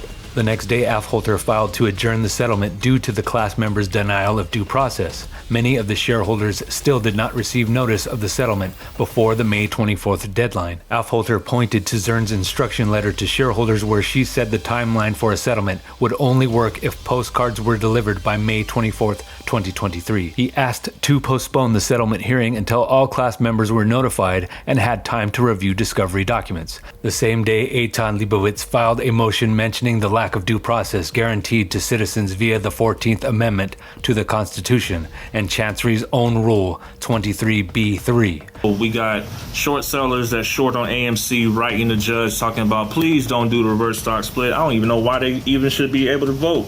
You got Jeepers Creepers talking about if they do the reverse stock split, they're going to be able to cover their shorts. No, they won't. So, no voters. This puts you in a very compromising position. The DD that you're trusting can't even trust itself. Today, I want to talk about how a major short seller is currently being margin called and how liquidity is gone. Right now, liquidity in the overall markets is gone. And he said, as a result, don't tell me AMC can't hit $10,000 per share ever. He said there's more than enough money for it to even hit $1,000 per share. AMC alone currently has a market cap of $2 to $2.5 billion. Shareholder Rose Izzo and her attorneys Theodore Kittila and Anthony Rickey were the only people who signed a confidentiality agreement to view the entire discovery documents suggested to be over 50,000 pages. This indicated that anything they viewed was not permitted to be used to object to the settlement, forcing them to stay silent while Project Popcorn progressed to its completion as another sign the court was ensuring that it did not fail. Otherwise, why keep the document from the public? Today, I want to talk about how the squeeze is so close. Lawyer Theodore Kittila previously asked lead counsel to withdraw its appearance on behalf of Munoz, with the request that Munoz be removed. There would be an extension of time until June 3rd, 2023, and permission to give a notice of deposition on Munoz. Plaintiffs prejudiced his client Rose Izzo and other objectors who had to revise their objections with only 2 business days before the deadline.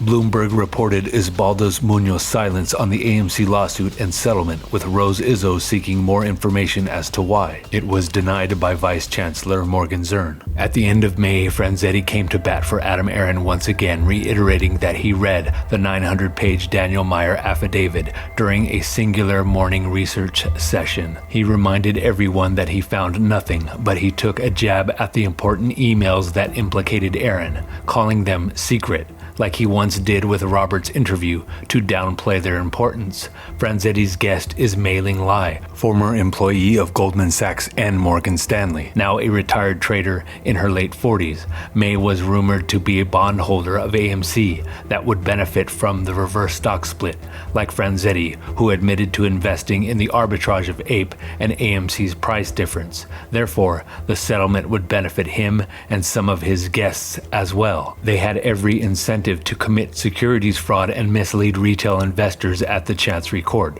Regardless of how it is spun, the market manipulation by all involved is clear. The two also joked about how thankful they were that the objection period for retail ended. Their live stream was close to 3 hours long, but the opening segments are enough to point out that the people involved in this conversation intended to mislead retail for their own benefit. At one point, they dangle the carrot to retail investors that hedge funds would have to close their short positions on APE, in concert with the other influencers helping Aron. Franzetti and Mei go further in calling retail investors online who were voting no and fighting for their investment hedge funds, when again it is more likely that they were deceptively projecting their identities onto others. Happy settlement objection period ending date. Finally. What's the right word? Evidence was dropped on AMC's website, unredacted for the most part. Yeah. And I read through it that morning, and I quickly told folks that I had read through it, and I didn't, everything that I saw in those 900 pages, and I read through all of it. What I saw was that, in my opinion, and I want to hear from you, because you did a deep dive and posted it on Twitter today.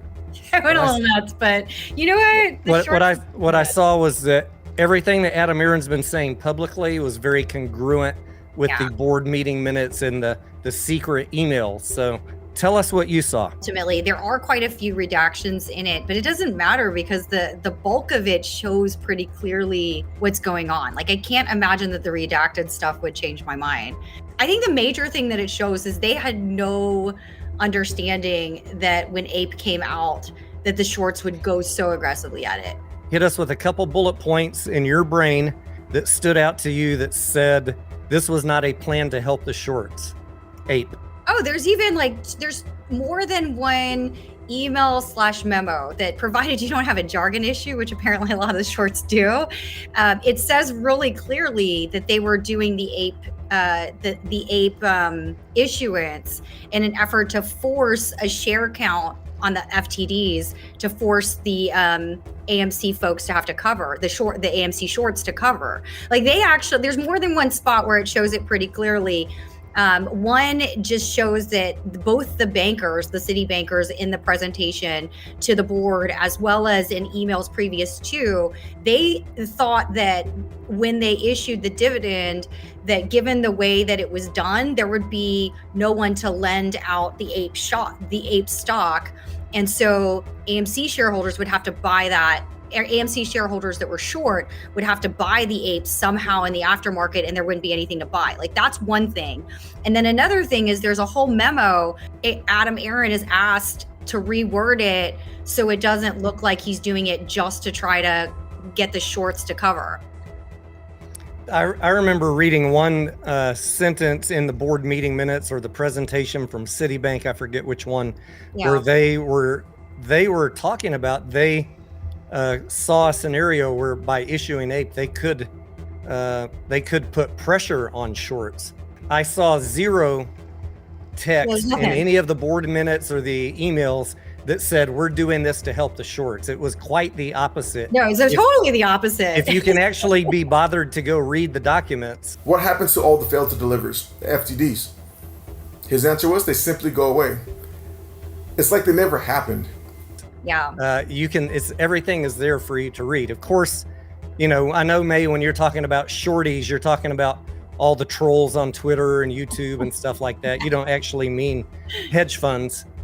I'm honestly, I'm starting to wonder if it even is hedge funds. Like, is it just one specific guy that has trying to manipulate people so he can cover his short, or what exactly? Oh, I'm sure. It's very coordinated what multiple parties are doing. Yeah. They all drop the same videos and the same DD at the same time. And I know they have their little circle of chat and phone conversations and stuff, but someone is giving one person in that group information, and then they all share it out at the same time. Letters from objectors to Project Popcorn flooded the court, and Zurn instructed the council to do what was necessary if they wanted to complete the settlement by notifying the entire class of shareholders and prepare for a 2-day hearing. Several thousands of requests were made to opt out of Project Popcorn. The ones preventing them from making the best objections through discovery and thwarting them from opting out were the same people professing to be their supportive voices inside the court, Allegheny and AMC's lawyers. The deadline for submitting an objection on May 31st, 2023 was fast approaching.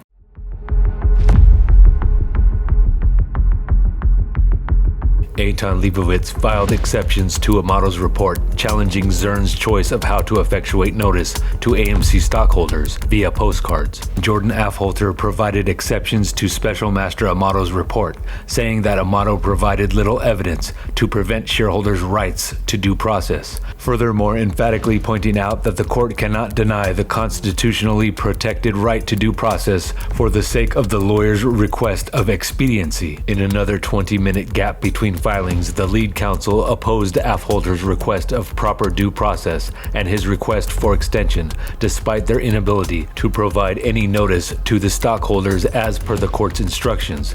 The total number of pages for public discovery was over 1,800, released on May 20th, 2023, giving anyone viewing it only 11 days to reply to the court. Affolter filed again on the 2nd for equal protection under the law regarding access to confidential information and discovery. The next day, Alex Matthews submitted a letter regarding Citadel and Citigroup's AMC Brazilian Depository receipts. What is a Brazilian Depository receipt? It's when an investor that owns shares of an American stock, it makes no difference what stock it is, it's AMC, it's Microsoft, it's Intel, it's Home Depot. If the investor owns shares in that stock, they can request that the stock be sold on the Brazilian Stock Exchange. Did Citigroup violate the law in creating these Brazilian depository receipts, or were they justified and legal in doing so? You have sponsored and you have unsponsored BDRs. Sponsored is when the company does it, which means the company is involved in the selling of that security on the Brazilian market. Unsponsored is when someone other than the company starts the process of selling a security on the Brazilian market, okay? Investor is not the company. Perhaps say it's Virtue or it's Citadel or it's Susquehanna or any of the number of other hedge funds and market makers that are out there. Now, the Brazilian depository receipts that were written were unsponsored BDRs. We now know that an unsponsored BDR means that AMC Theaters as a company had no part in creating the Brazilian depository receipts. The fact that they are unsponsored depository receipts shows that someone other than AMC called Citigroup, told them they had shares to sell on AMC on the Brazilian market. Whoever contacted Citigroup and Citigroup facilitated the transaction, they're the guilty parties, okay? In the culmination of subjects thus far, retail investors in AMC were fighting against powers that had the potential to replicate shares they may not have owned through Brazilian depository receipts, wrapped FTX AMC tokens and the like, or outright counterfeit shares and other methods. Unlike Aron, there were a few CEOs willing to address the issues of counterfeit shares that have existed for decades. Some fight for retail, but there are others that actively work against retail shareholders' interest by any means at their disposal. Alex Matthew filed again, citing discrepancies in Allegheny County, sometimes referred to as ACER's, AMC investments, during different quarters, asking for an investigation. Matthew mentions ACER's connection to Crestline Capital and a number of AMC short sellers. One individual consistently appears during search results into Crestline Capital. 2 months after the interview with AMC investor Robert, consecutive releases of promising films came to the theater chain.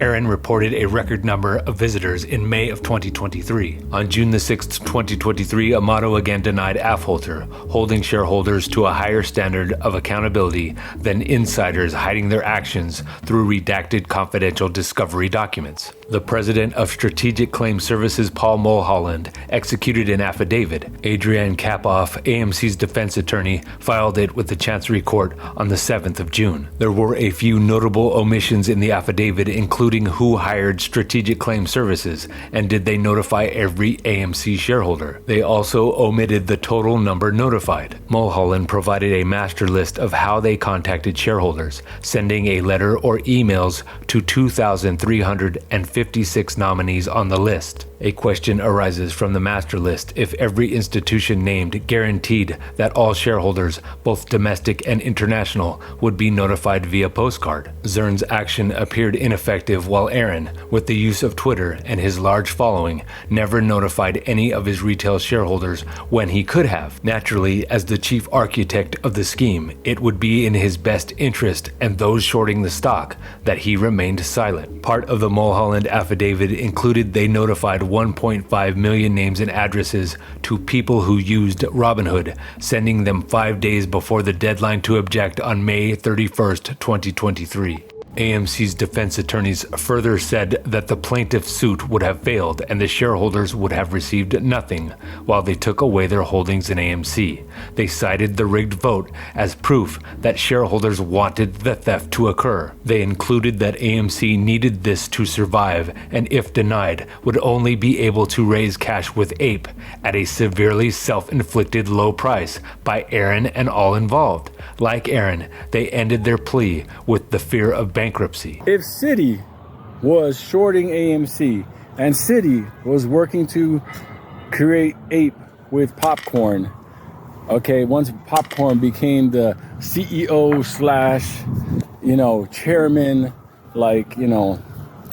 Senator Palpatine type stuff, then I have to ask a question. Were those 500 million AMC Brazilian synthetics that were wrapped up tightly in Citi in Brazil, was that the precursor to APE? Because, okay, work with me on this. If they were planning APE after February 2021, after the first run-up, you would kind of have to take a look at how these guys work. If they know this was a sure thing, would they create the synthetic version of it, the derivative of an AMC share? Would they have created it and parked it outside the United States, but still be available to be used in order to cover themselves? Just like they were using APE once APE was formally created as APE long against AMC short. Then nobody's looking at that, but you got to think about it. If they had the okay from the CEO that APE was going to be created and then converted over, what would stop them from saying, all right, if you're going to do it in a couple of months, let's start doing it now? So was those Brazilian AMCs really APE pre the creation of APE? There you go. On June 8, 2023, lead counsel filed for the plaintiffs in approval of the settlement again, mentioning the non-existent benefit to shareholders, giving them a small portion of their investment back while taking the remaining amount and paying the lawyers generously to do so. Additionally, Frankie and Acer were both paid $5,000 each as an award for services, which questions how much Acer and Frankie actually lost in the settlement, if any, on their investment. The attorneys called retail's objections scattershot, meaning unorganized, haphazard, and without merit. On the same day, lead counsel Thomas Curry gave Zurn notice that he published the personal information of some of the shareholders, including the primary one who had attained counsel, Rose Izzo, ostensibly putting her in danger should the document be made public. Based on the untrustworthy actions of the counsel involved, one may never know if this was intentional, because Rose Izzo had to alert them. Zurn denied Jordan Afholter's request to intervene and Afholter's concern over Chancery's willfulness to disregard constitutional rights to the class of shareholders and the concealment of more discovery documents before the deadline. Zurn ignored the time Afholter took to write the court, helped the community write an objection brief, and disregarded the time needed to review all the over 1,500-page documents of discovery. Many shareholders had to submit their objections before reviewing the documents as well. Afholter's objection came late, and like everything else substantive and beneficial to retail investors, was not considered by Zurn, citing that he had enough time. Obviously, those notified, which were a substantial number, would have no opportunity or time to object, ensuring Project Popcorn's success. Amato denied Matthews' request to see Allegheny's trading history and motion for issuance of a stock certificate. The plaintiffs admitted that only 0.00075% of the 3.8 million shareholders, about 2,850 people, submitted to the court. These would not include any of those who supported the settlement because they never proved ownership.